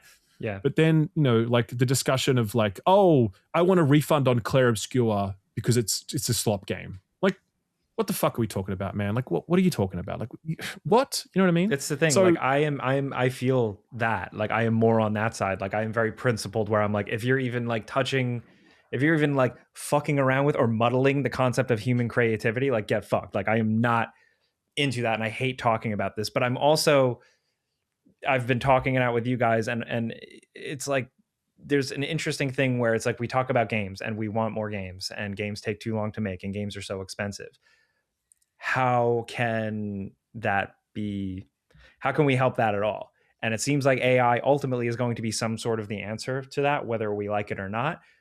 My concern is just, I don't want loss of human creativity. And that comes down to concept art, voice acting, but also, like you said, like programming and like weird shit. And I don't want, like Lucy, you said earlier, like kind of like the chasing of this whole thing. Like, I don't want the human flaw to be like sanded away. Like, I want right. No, the the weirdness. imperfections are what make things Yeah. human. I think. Yeah, but I think that like everyone's on the same page on that, and this is what I think another That's thing, what, right? yes, absolutely. Like everyone's I actually felt on the like I same wasn't, page. and now we kind of are. But like, yeah. even people who are like, well, actually, we should have a good conversation about AI, right? And like, you know, some parts of it are good and some parts of it are bad. I think there's a critical mass of people at this moment who will be like, you are willing to have a conversation about AI that isn't just like condemning it immediately. Therefore, you are endorsing AI. Yeah. Therefore, you don't care about creativity. That's like, well, no, obviously we all care. Like most of us, certainly in our space, we all care deeply about creativity and we want to protect creativity. No serious person that I'm aware of is advocating for like the creativity to end or be reduced or whatever else. What you're seeing, like Todd Howard is another example, recently came out and said, like, you know, AI is a tool that they will use, but they need to protect the creativity of their developers. And that's exactly right. It's the same as what Kojima is saying, and it's the same as what Sven Vicky is saying here. Yeah. So I think that, like, I think we're trying to, some of this discussion is about trying to suggest that people do not care about creativity and don't want to protect it. And I don't think that's true. I think that there are obviously ethical concerns about this technology that obviously need to be addressed. I think that cynical leaders, you know, who at certain companies who don't care about creativity will absolutely try and use this tool in a way that is destructive. Totally. And those and those things, let's drill into those people. Let's drill into those circumstances. And I understand the thin edge of thin end of the wedge argument too. It's a slippery slope. Of course it is. Everything's a slippery slope when it comes to this stuff. But like the truth is, we're on the slope, right? We're on it. Yeah. So it's like, well, how do you actually have a good conversation while you're on that slope, right? Because I just think, as I've said many times, this conversation, it's the current conversation is not working, you know? Well, to your point about that too, Ralphie, is that we've seen how pushback against shit use of generative AI, which is, you know, generative AI in general. But we've seen how people can respond, and essentially bullying works when it comes to Amazon and it comes McDonald's to ad. McDonald's, creating these ads using generative AI, cutting people out of the process. I'm sorry, dude, if you are a prompt writer and you call yourself an artist and shit, I'm like, no. Yeah, I get that. I saw a tweet that's like, you're not a prompt writer, you're a sloperator. And I'm like, it's perfect. That's a good one. I'm gonna fuck it. Good. Yeah, but so it's like, you know, you have these and you see the pushback to it is because at the end of the day, and I think, Jake, at this point, I'm paraphrasing you, and I'm also paraphrasing Kurt and Davida from work, is that humanity will seek out humanity. I totally agree with this. We will seek out the things that relate to us and that we have shared experience with, and that comes from the experience of people. And as people who enjoy art, I think what we can do is seek it out and support it. Again, I'm paraphrasing you and Kurt there because this is something that is very important to Kurt. So I don't want to say that this is just my opinion. Like, this is something that he believes so strongly in. And I agree too. It's like, you have to just find the humanity. Slow down. Like, this is happening. This is also the thing where, again, onset of the internet and the need for humans to have everything immediately, it's the fact that people want the answers to everything immediately. Like, we all have to have an opinion immediately, and we have to have it, put it out there, and get the little dopamine hits when people react to it. And so with AI, we are seeing as this technology develops, and yes, there are other concerns we haven't even gone into. We're talking about the impact on the planet, energy for sure, water, all of that. Chip shortages, prices going up, the fact that the economy is kind of propped up on a bunch of companies just sending money to each other. Like, the whole situation is fucked, right? Yeah, absolutely is. But you cannot just say all AI is bad. Like, because there are some uses, and so there is, like, this is a growing technology. Like, can we have that? Can we just say it, like, outright all is bad? Like, I don't know. No, I mean, you can't. It's just a reality. Like, we just say, like, Otter AI is good because it helps me with my meetings. Okay. Yeah, like that's just a fact. Okay, so then it's like, well, what else might be good? You know, like ChatGPT can provide some good search results sometimes. Okay, cool, great. That's is that worth it though? Is that worth it though for a lot of movies and TVs to get shitty? You know, like to what? Sorry. I said, is it worth it though? Like, like my note taker app is better, but then there's like the slippery slope of like movies getting shittier. This is just the red letter. This is just the red letter media episode again. It's just the same fucking conversation, man. We should just be in Milwaukee right now. No, ultimately, though, I think just to wrap up, Ralph, you mentioned like Todd Howard saying this, and Sven and Hideo Kojima saying like, well, we still want to preserve creativity. And I do think as leaders and people who have made creative things, I do think they still believe that creativity is the secret sauce. It's the spice of the things they make, right? Yeah. But again, right now, because we're in that middle period, yes, it's kind of lip service, and we have to see them actually back that up. Like actions speak louder than words. I don't see, that's the thing. I don't think it is lip service, because I think that if what you would actually see if it wasn't lip service is just like wholesale generative AI art, like going into games, right? And for example, these generative voices that Embark use. Now, to be clear, they have commissioned actual voice actors, and then they use a text-to-speech machine to convert their voices into this. But it still sucks. Okay, it's bad. It was bad in the finals, and it's bad here. It's terrible, right? And so that's just one example, and that gets called out whenever you talk about the finals, whenever you talk about Arc Raiders, and it tarnishes the game somewhat. Now, the game is still incredibly successful. It's still won like multiplayer game of the year. It's still a phenomenal game, man. I still think it's a good game, yeah. It's still a great game, but that part of it sucks. And it's like, you don't have to have that thing attached to your game, Embark. You know that, right? You can just not do that. And then all these people that you could just announce tomorrow, we're getting rid of all the AI voices. We're going to record the lines. We will have less dialogue in the game as a result, but all of it will be human. And everyone will be like, thank you, that's great. It will cost them. Yeah. It will cost them some money, but they have enough money to do it now. Take Neil Newbon's advice, take the W, and that's it, right?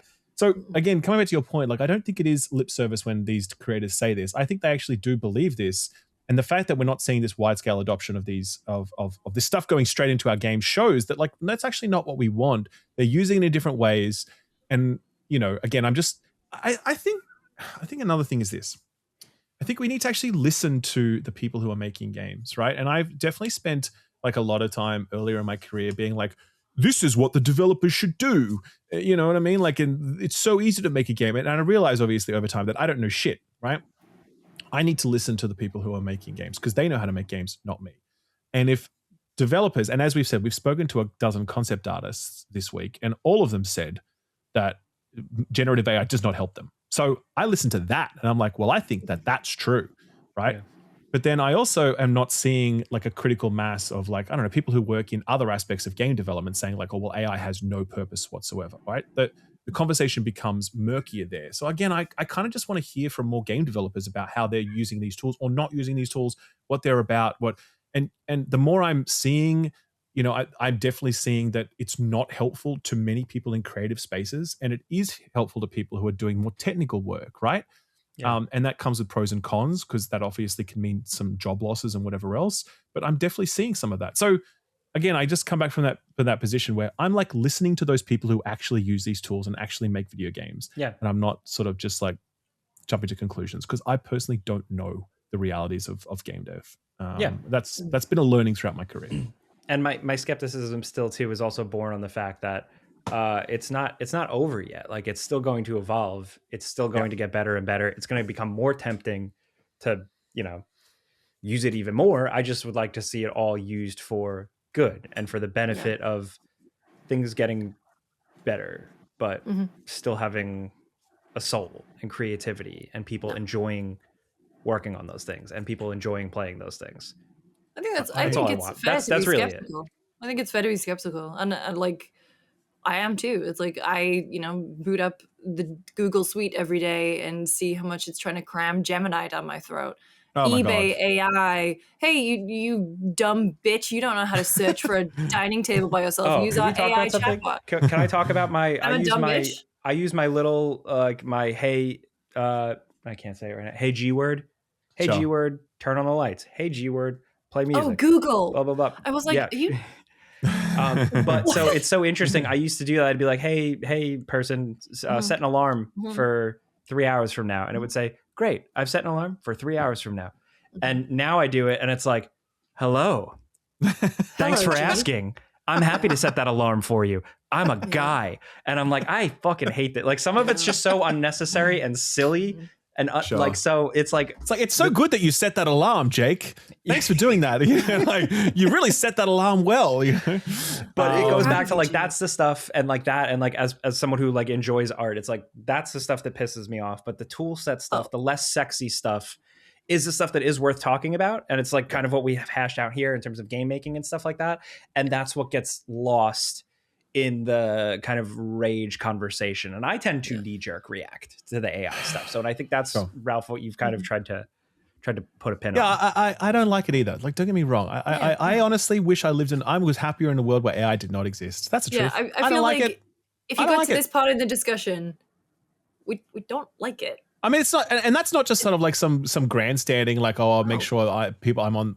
It's the truth. Like, I genuinely don't like it. I genuinely think the world was better before we had it, because like, I don't know. I genuinely find it terrifying. Like when I say like a dickhead that I'm interested in it, a sociological point of view, it is more the fact that ChatGPT is replacing. Like we've seen ChatGPT induce psychosis. We have had people kill themselves. We have had people fall in love with chatbots. Yeah. We have a society. We live in a society that went through a global pandemic, and it has fucked us up in ways that we will be existing through for decades to come, because we now have an entire generation of kids who grew up without that social stimulation that humans need and require. You have to learn social skills at that age. And then you throw ChatGPT into the mix, and then you throw the fact that the companies are trying to make it personable and human, and the whole fucking shit. I feel like we should move on to something. That's what gives it the bad flavor. Like, unless it cures cancer. Unless it cures cancer, then I'm sorry. Like unless it does 10 years something from useful, now, it cures cancer. That's great. Yes. Like, or take my meeting notes. Yeah, the stuff that like analyzes scans to find early like potential cancerous growth. Sure. Yeah. Phenomenal. But of course, that's not what Silicon Valley is investing in, is it? No. They're investing in ways to do everything fucking. I would love a robot to look at my colon. Yeah, absolutely. Well, there's a shop called Good Vibrations. They can help you out there. There you go. But I just think that again, you know, I think it's a difficult time. I think there is every reason to be skeptical, every reason to be hostile, to be honest, you know, because I think a lot of it does warrant fair hostility, particularly on the ethics side, particularly when it comes to energy consumption, particularly when it comes to the intentions of the executive class and how they will probably use this to destroy livelihoods during this period of recalibration that we'll go through, right? But there's also why hire juniors when we can just use an AI? Correct. No, that's it. That's it for sure. And so all of those things should be interrogated. All those things, we should discuss them, of course. But what I'm saying is there's also another layer to this discussion that's just not about all of those other things, and it can be about other things. And we need to have both sides of that equation. You know, and I'm like, we have to have just a better discussion around this.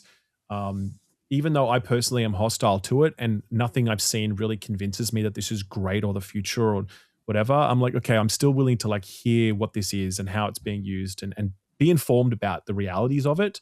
And yeah, so that's it. That's where I'm at, really.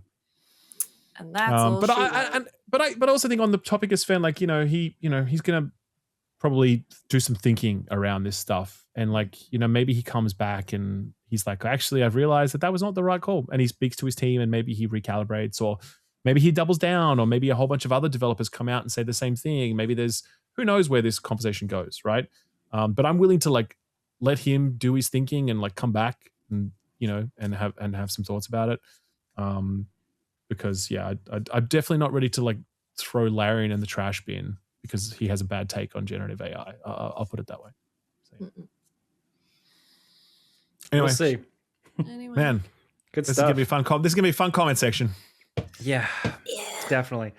With that, do a commercial. We should probably go on. Jump to an commercial. Jump to a commercial break. But after that, we'll be back with more talk. Should I say it again? I'll say it only once per episode. More talking. Okay, fine. We'll be back in a second with more talking.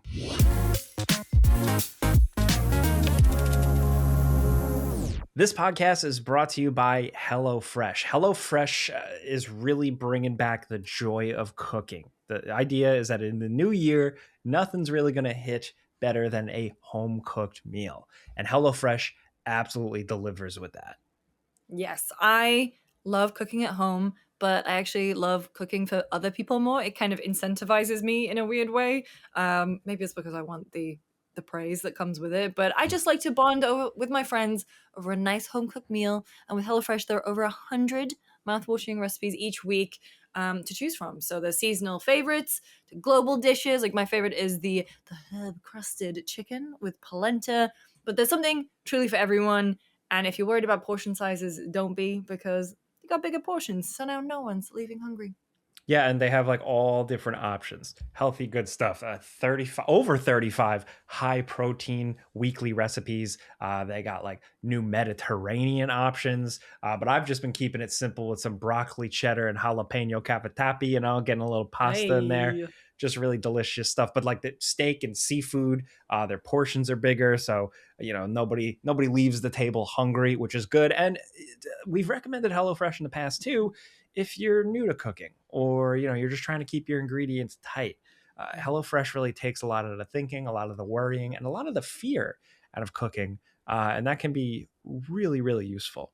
Yeah, I mean, when I first started cooking, HelloFresh really helped me with my confidence, teaching me skills. And at the end of it, you get a delicious home cooked meal. So if you go to hellofresh.com/FPS10FM, you get 10 free meals and a free Zwilling knife, which is $144.99 value. It's a good knife. On your third box. Hey, if you're cooking at home, the thing you need is a good knife, all right? So that offer is valid while supplies last. Free meals are applied as a discount on your first box. It's new subscribers only, and it varies by plan. That is hellofresh.com/FPS10FM. Thank you so much to HelloFresh for sponsoring this episode.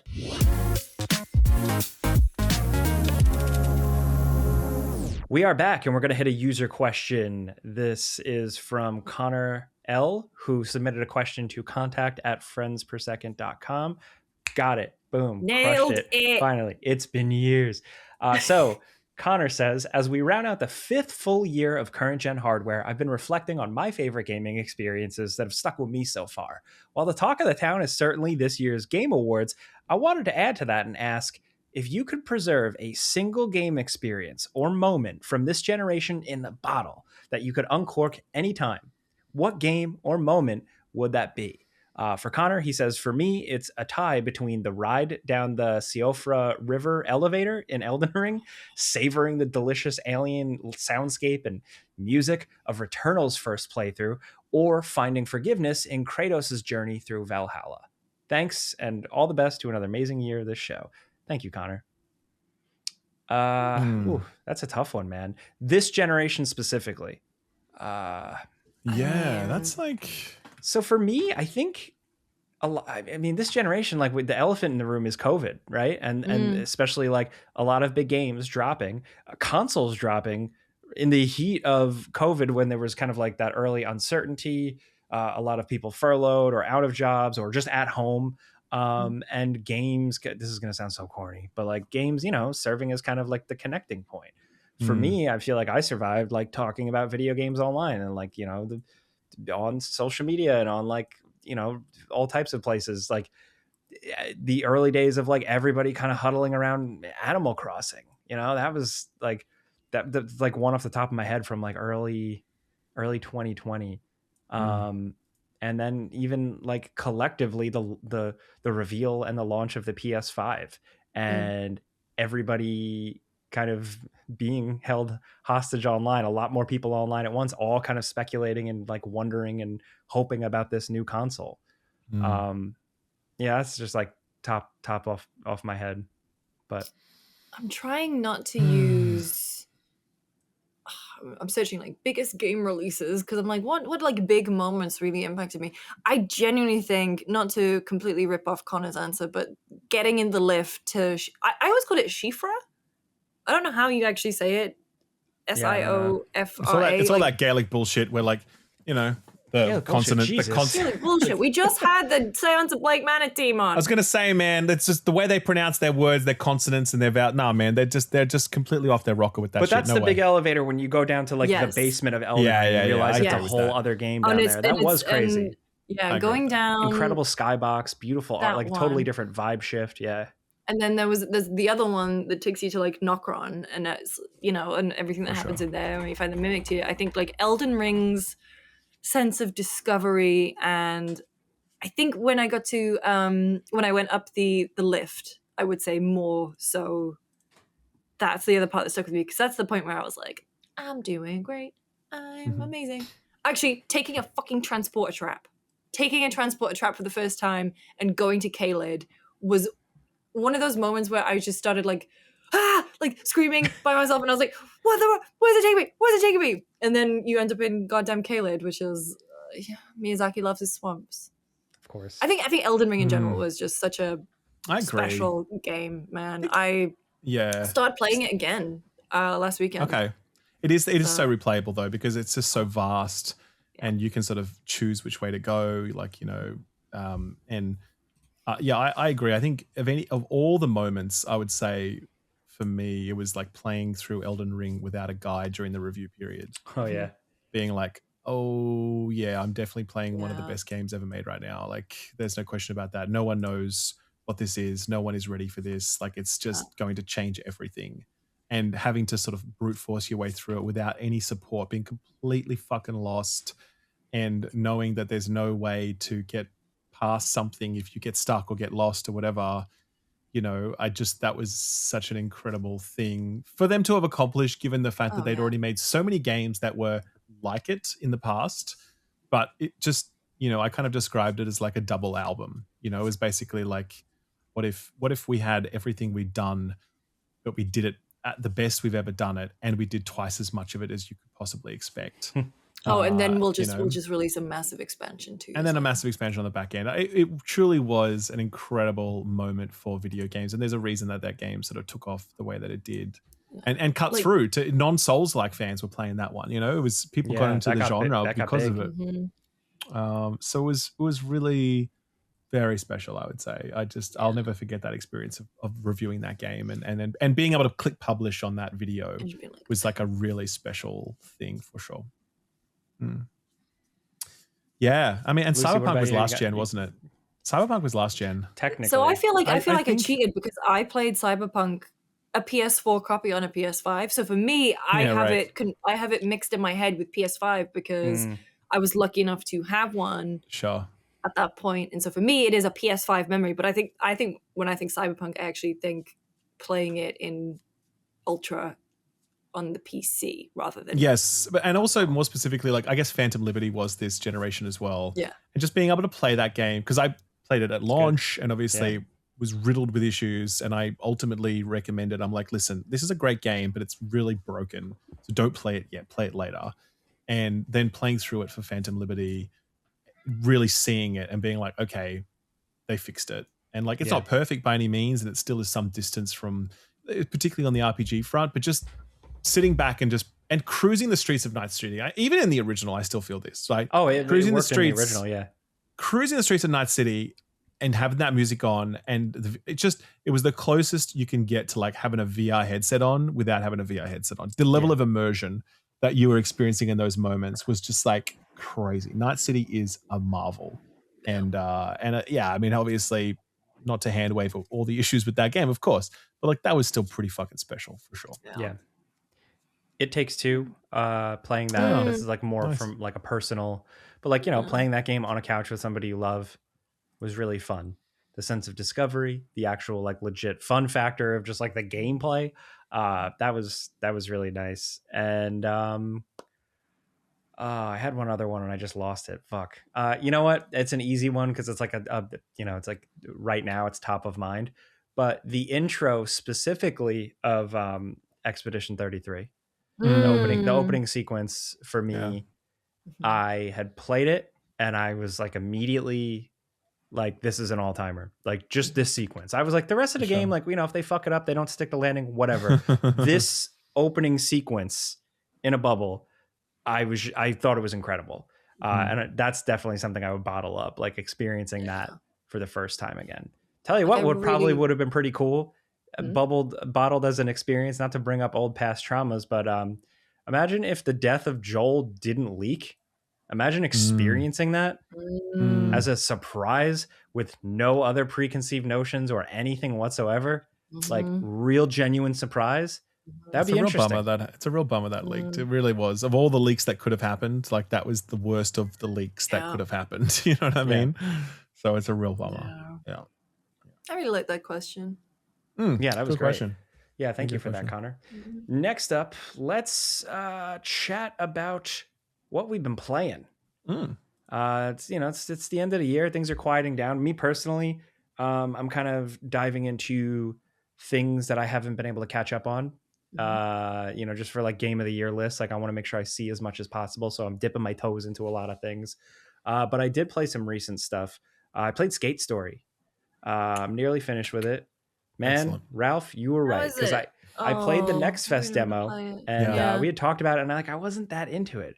But I think the Next Fest demo was just because it only mechanically introduced like a quarter of the concepts. Correct. The full skate gameplay, the game mechanics, so much fun. It's very good. It's fun to skate. And also too, like there's so many skateboarding games now, like Session and Skate and like all these things. They still manage to make the skating gameplay feel a little different and a little fresh. They really do.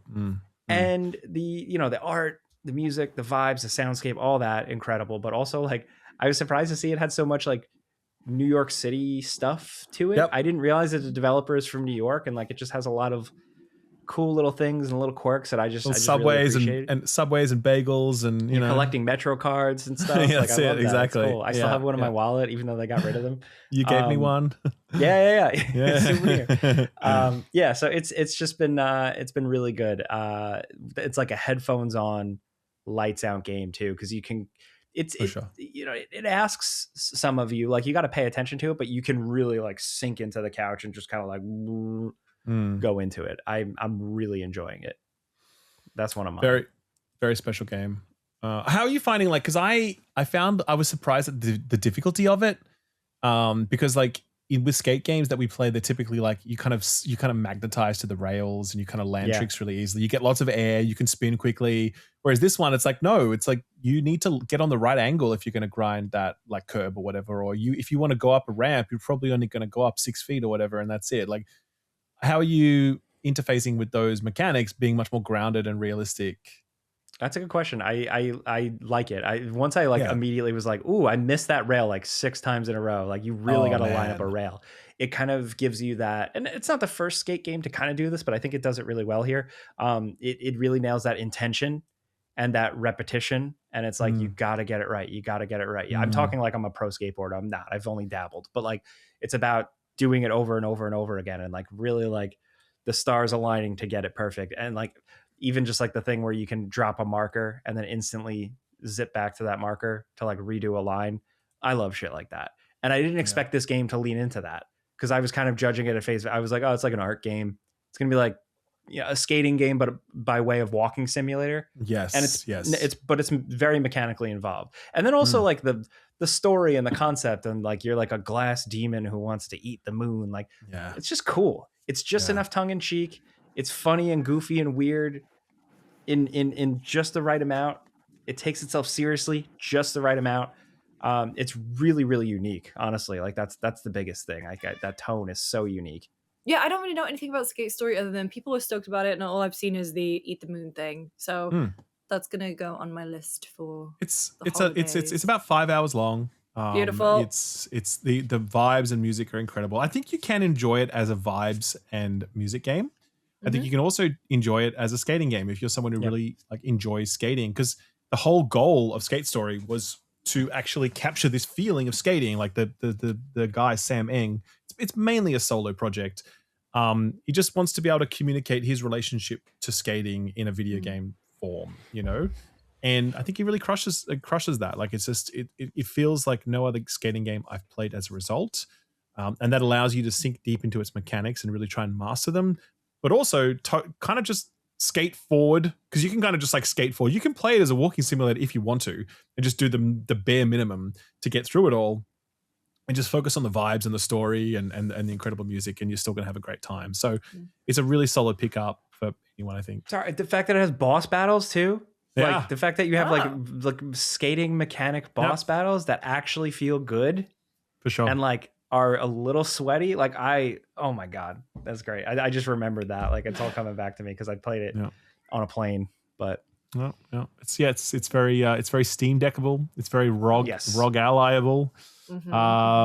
Just a great little game. I really do recommend checking it out if you're at all interested. Have a look at the trailer. Have a look at a few clips of gameplay. If it piques your interest, it's worth taking a chance on it. I'll put it that way to anyone listening. So yeah. Lucy, what do you got? I haven't been playing a lot really. We did that. We were doing like a pre and post show for TGA, and my energy was just there. Making sure that was done and stressed about that, and hosted the thing for Sleep Awake while I was in LA, and so a lot kind of going on, stressful. So the only things I've really been doing are Puzzmo. I'm back on the Puzzmo train. Puzzmo's is that the New York Times puzzle thing? No, this is the one by Zach Gage, who did Good Sudoku. So they have a whole app. Puzzmo, the promoted link. Puzzmo, a sex toy concept store. Puzzmo, Puzzmo. Okay, not Posmo is very different. It's okay. No, very different. I was like, oh, okay, all right, very different, guys. Very different. And so it has I don't know, it has a lovely UI. It has social stuff if you're interested in it. Puzzles that change every day. I don't know. I like it a lot. I've been a Puzzmo proponent ever since they launched a couple of years ago. Proponent. And they have the app this year, and I was very, very stoked. So I've been doing that every night. And like I said, I started Elden Ring again. Oh. So my friend. Why?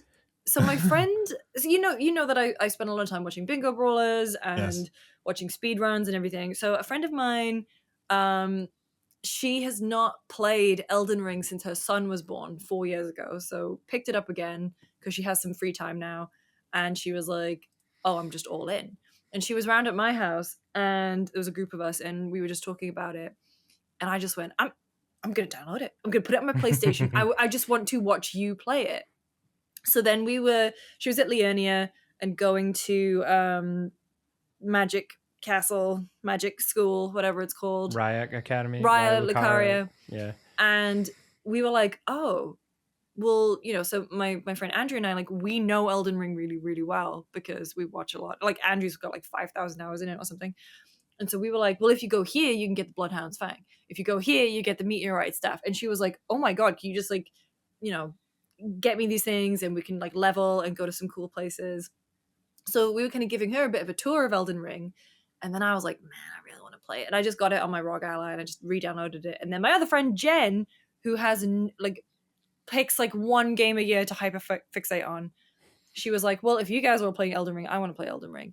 And she has not really consumed anything about it. So for her, it is all so new. And you got someone going in fresh. That's fun. And it is the joy of watching that has been so great. And so it's been a really nice thing that we haven't been playing together or anything, but it's like we've just been enjoying playing Elden Ring. That's nice. That's nice. Yeah, that is cool. I like that. Nice. What about you, Jake?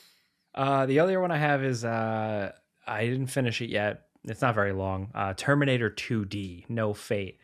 Isn't it only like 2 hours long or something? It's apparently really short, and I can bitch about it because I had pre-ordered it like months ago, like the collector's edition for $70. Oh boy, $75. Yeah, holy hell, something like that. Because it had like a cool case, and I was like, I love Terminator. Okay. This game looks great. So it's really, really short. But for me so far, it's quality over quantity. So if maybe you're into it, get it on sale because it is so damn short. But holy shit, I could definitely replay it because, and I feel like this is something I've said before. It's an easy thing to lean on, right? Where it's like, oh my God, if I had this as a kid, my mind would be blown. But like, I haven't really genuinely felt that in a while until this game. Like, it is really, really good Terminator. It's also, it kind of bends the genre a little bit depending on like, so it's kind of like a sequence of playing through Terminator 2, but with added elements. So it starts out, you're playing as Sarah Connor before she gets arrested and institutionalized. Then you actually get to play as John Connor in the future, with like the scars on his face and stuff. And when you flip around, it's like a different genre. So playing as Sarah Connor is kind of like Ralph, do you remember the RoboCop NES game? Yep. Where it's just kind of like like that's it, very straightforward. It's like that. Then playing as John Connor, it kind of turns into a little bit more of a Contra, where you're getting like crazy gun power ups and you're throwing grenades and stuff like that. Then when you play as Arnold as the Terminator, it kind of turns into like a beat 'em up, like a brawler. So That's like cool. you can move a little bit on the 3-dimensional plane. And I did the sequence in the bar, like I need your clothes, your boots, your motorcycle. Sure. And it does the needle drop with Bad to the Bone, and like it has the music and stuff. And you're like throwing dudes around the bar. You can grab them and like punch them. And it's for Arnold, because like he's a Terminator and he can't be killed. The mechanic is time. You're running against the time, and the more you get hit, it's time penalties. Interesting. So if you get hit too much, you run out of time and it's game over. And then the game over and continue screen is the thumb in the fire, and it's slowly going. It's like continue, and it's like going down in the fire. So like that's music, great. Presentation, the visuals, the splash screens that like have like the characters like more detailed, looks so cool. The transitions are great. It just feels like a real love letter, and that's what I was hoping for. To the point where like the end of every mission is like dun dun dun dun dun, and like the T2 comes at like the T2 screen. It's like clang with like metal. Yeah, and it's so good. So I'm really enjoying it. I'm looking forward to finishing it. I'll probably finish it in like a half hour. Because it is definitely short, but I really like it. I really like it. It's cool. Nice. I do plan to play it over the holidays. So yeah, 2-hour game. Yeah, look, we joke about it being really short, but like it's also nice when a game's short. So it's cool. Yeah, you know what you're getting into. So it's like yeah. Speaking of short, played the latest Diablo 2 season. Sorry, Diablo 4 season. Paladin. Oh yeah, right? It's short. Oh yeah, it's funny. Like we have, I think, a very different understanding of Diablo versus what it used to be. Like, so Diablo 4 announced a shadow drop to the Paladin class. Yeah. And I had no intention of playing Diablo this season whatsoever. I did play like 1 or 2 other seasons in the past, and I enjoyed them. They're okay. But like when the Paladin came, I literally got up from my couch the minute that announcement made. Jeff said, and you can play it today. I'm like, what? Got up to my couch, ran over to my computer, installed, download. And then I saw that you had to pre-order the next expansion to be able to play the Paladin today. And I'm like, okay, well, that's a bit scummy, but like, whatever, sure. Okay, fine. We're doing this. Fine, we're doing it. And so it was also timed with the seasonal drop, Season of Divine Intervention. And so they're the main 2 offerings, like a new season of content and play as a Paladin. The Paladin, sick as hell, super fun class, just like throwing hammers and shields and just going nuts. Very much just a really great rendition of the fantasy. Hammers, shields, turning into an archangel and just like thunder crashing onto the thing. It looks crazy. It's fun, man. Like it's a fun time. And the season itself is pretty good too. And I'll tell you why. It's basically, I played this game for like 2.5 days straight. And I basically did everything. I basically maxed out most of the season pass. I did like the max reputation grind for the new season. I got a character who was like clearing like very like 80, like level 80 on level 85 pit, which is kind of like the really pinnacle challenge in the game. That is sort of like a strong character without being one of the crazy, insane like ladder characters, right? So it's that kind of thing where I reached the point where the only thing that could really advance my character is a lot more grinding in specific areas to get incremental increases to my build. Whereas I was just playing for fun everywhere else and just soaking up a lot of gear that made me really powerful, really fast and let me get through the content. So honestly, in like 2.5 days or so, I'd kind of done most of what the season had to offer. And I'm going to continue to play a little bit of it, but not too much more because I'm kind of done. But I feel great about that. Like really good. And I know that there's going to be some, people who are like, oh, it should last for longer. It should keep you engaged for longer. And like, yeah, that's probably true for some games. And that's maybe true for you as a player and you want that long-term engagement and whatever. You can, of course, roll additional characters. You can roll hardcore characters, different classes. You can keep playing Diablo 4 if you want to. But if you just want to experience the Paladin and get the best out of the new season, you just need a couple of days to do it. And you're going to walk away really happy, which ironically enough is exactly what, the D3 team said to Bungie when they gave them advice on like live service management. They're like, people are going to leave your game. Just make sure that when they leave happy, so they want to come back. And I will come back next season or whatever it is. You know, certainly for the expansion next year. We talked that you jumped in just for a little while.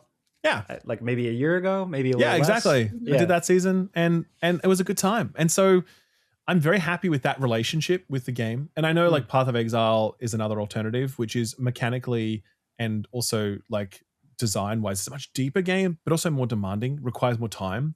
And I don't really have time for that in my life. So Diablo, I really loved that couple of days with the game. I truly did. It felt great to be back playing Diablo because I love the series. It felt great to be playing Paladin because it's my favorite class.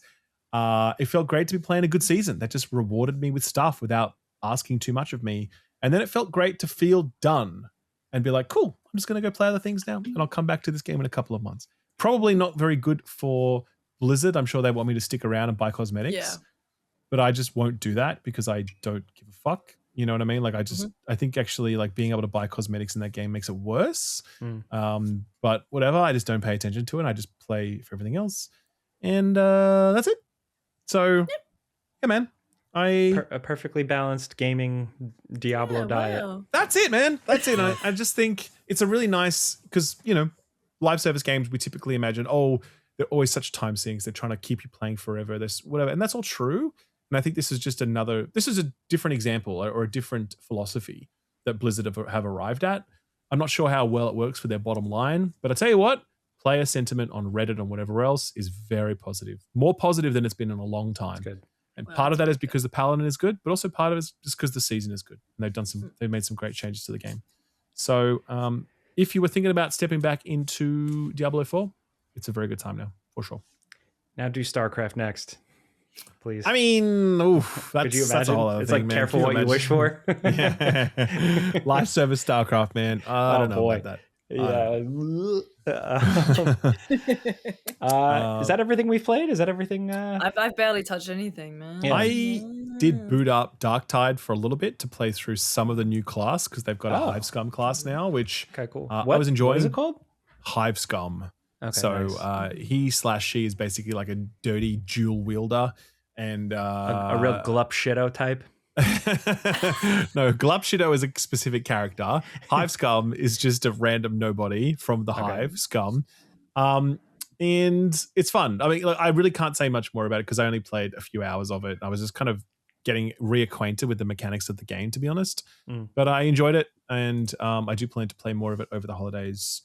And I also booted up Silksong because I've started to play through that.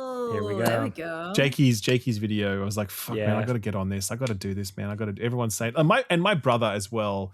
His name's Alec. He is quite discerning with what he plays. Like he really only likes to play specific things, and he plays a lot of them really hardcore. Like he'll play Binding of Isaac for like 1,000 hours, and then he'll play Helldivers 2 for 1,000 hours.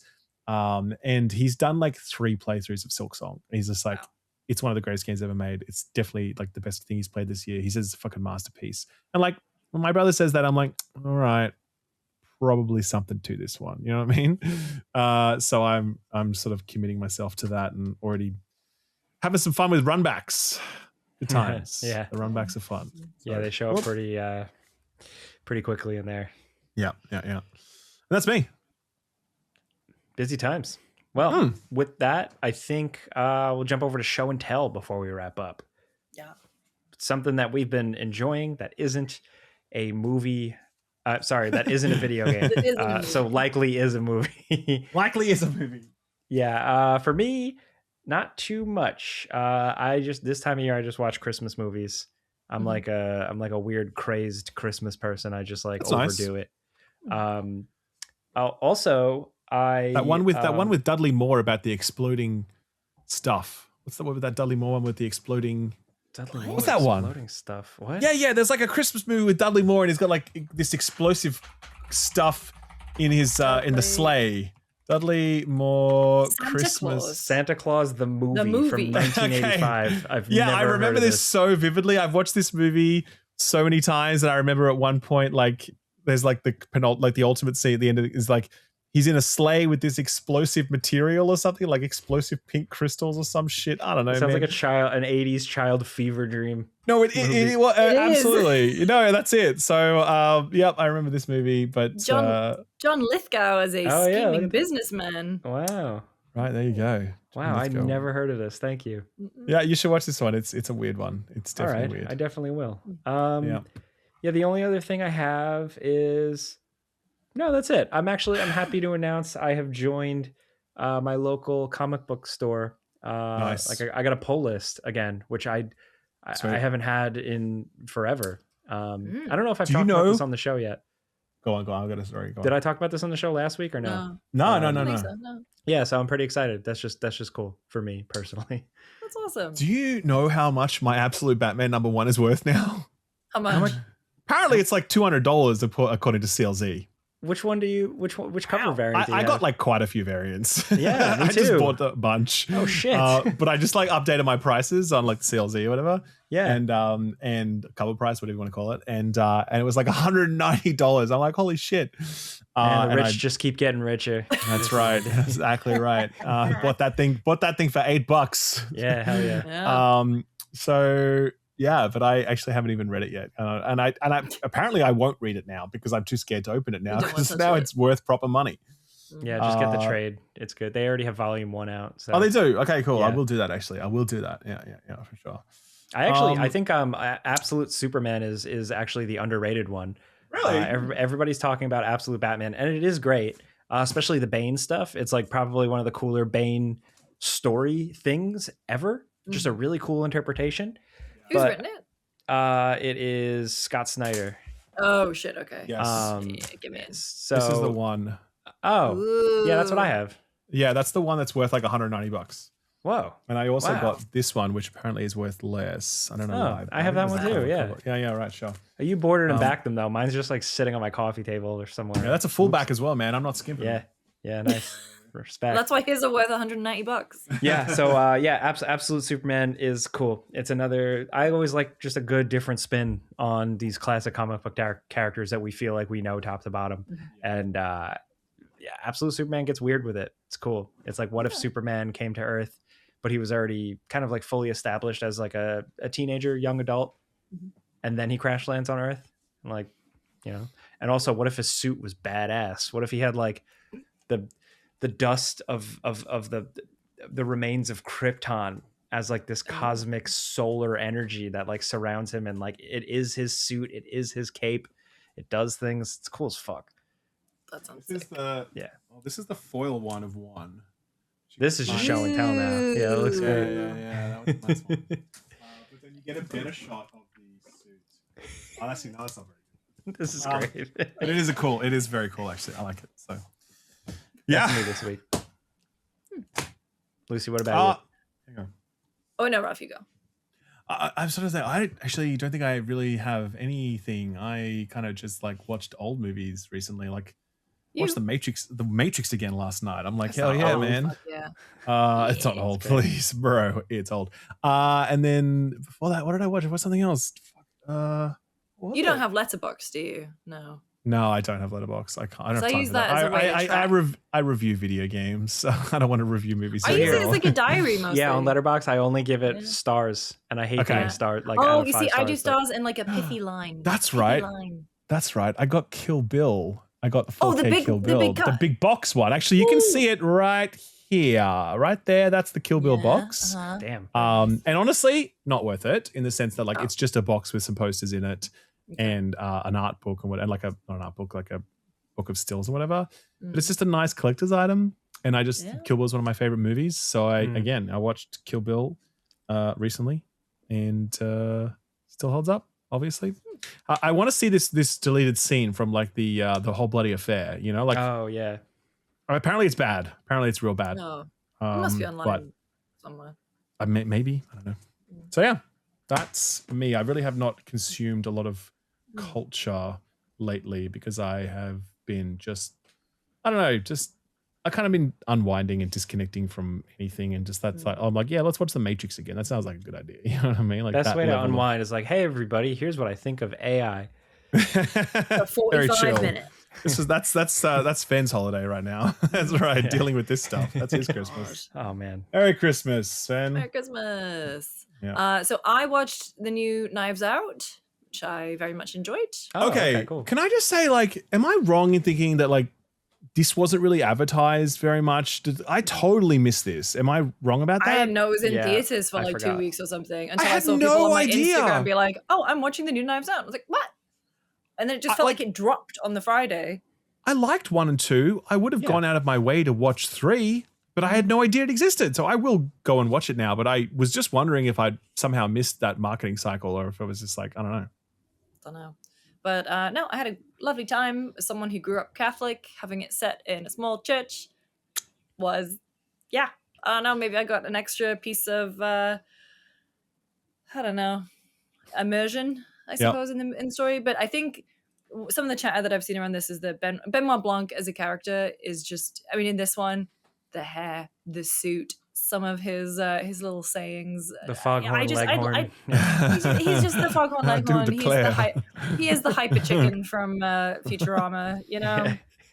And no, I just really enjoy them. They're just really fun. I think it could have been 20 minutes shorter. Oh wow. Just overall, I think it was a little bit padded. Not padded, but it just felt a bit superfluous at times. Like it was kind of overstayed a little bit, but I think overall it was a very fun mystery, and a good cast. Although, and this was my letterbox line, not everyone has to have an American accent, and sometimes they can be real bad and distracting. Is it Josh O'Connor? Andrew Scott. No, Josh O'Connor's was actually very good. Okay. It was Andrew Scott, who's Hot Priest from Fleabag.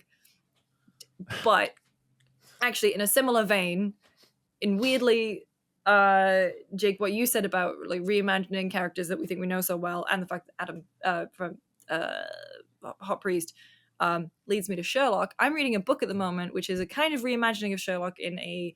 It certainly is like, oh, it's a Holmes and Watson style mystery called The Tainted Cup that I'm really enjoying, where the Sherlock character doesn't want to leave the house, and so she's always blindfolded. She's a very kooky little character, and then her Watson is fresh out of the academy, but he has been augmented, and so if he takes a sniff of certain smells, he can basically has an eidetic memory and can capture everything in a room, and so you get cool. The really cool, vivid, taking in every moment, every piece of evidence, everything from the scene of the crime, and then you get the brilliant investigator who unravels it all. But it's set in a really cool world where instead of magic, it is giant leviathans that are out at sea, and so there are all these different walls as you go further into the kingdom, and the leviathans come, and you have like this whole setup of humanity who are trying to stop them from breaking the walls down. So it's like, I guess, a little bit Attack on Titan. Yeah, it's a little crazy. It's a little bit also, instead of magic, they have flora. So the augments and everything, there's a lot of really cool use of nature. So like walls are made out of certain kinds of paper.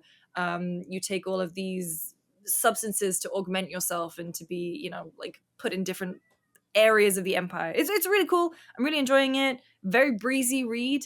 I think what I like is that the chapters are quite short, and so for me on my commute, it's like a nice little, I'll do like 3 chapters and I'll see where this mystery is going. Oh yeah, the mystery is you go into Din goes into this place, and a guy has just been basically impaled because a tree has grown out of his inside.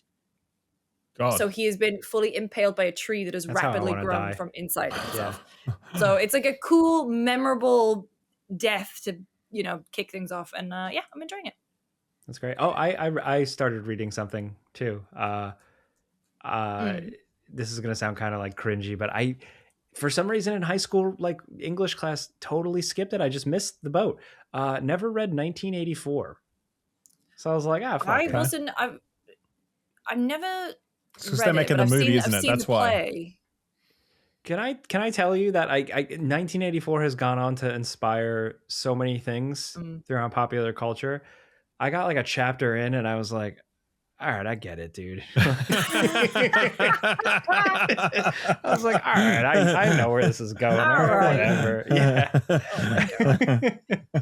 So yeah, we'll see if I keep reading that. I feel like I can move on to something else, but no, it's Love good. you so much. It's great.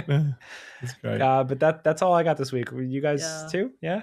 That's all I. That a wrap? That's all I got. I think It's that's a wrap. We've for been going a 2025? while. Yeah. Yes, we have.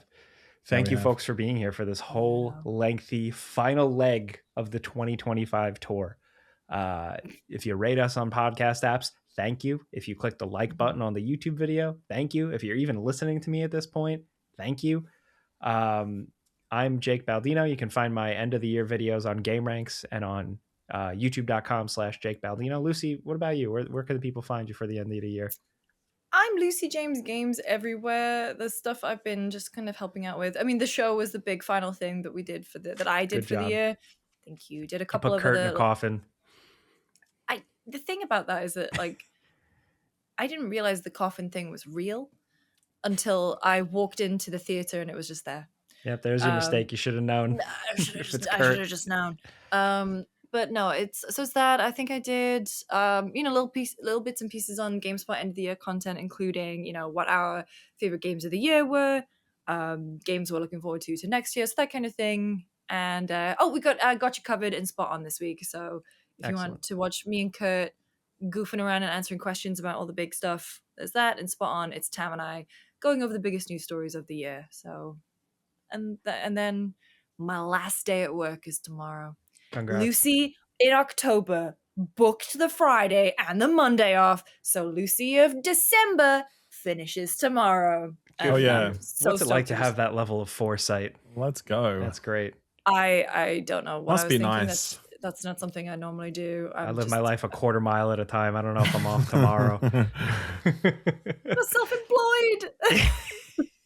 Ralph, where can the people what are you cooking off for the end of the year? I got a few videos still to come. I've got the end of year news wrap this year in video games, as well as game of the year video. So look forward to those. And that's it really. That's I'm gonna clock off. I'm clocked off until like mid-Jan. I'm kind of taking until like the 13th or 14th off. Like I'm taking a proper. Well, we're proper recording break. I think on the 14th, so you better be back. I will. No, that's right. So I'm back on the 14th, so that we can record on the 15th, which is my 15th, your 14th. Nice. So yeah, man, I'm gonna take a good proper holiday. I'm pretty tired. It's been a big year launching the website, doing the things, growing the team. It's been a lot, but it's been really good and very happy with it. And looking forward to 2026 now that we have like the team settled, the website going, getting sort of like, finding some rhythm on that front and really happy with it and excited for the year. He died for you in the middle of his emotional. How's that? Did he cut off here? Oh, fuck. Oh no. He's going to have to restart his computer. Okay, well, Ralph conveniently cut off there, but thanks, buddy. Anyway, that is that's a wrap for the show. So with that, our long spiel, thank you guys so much for listening. We really appreciate you. We hope your 2026 brings you great things, but what it better do is make you tie your shoes and go to bed.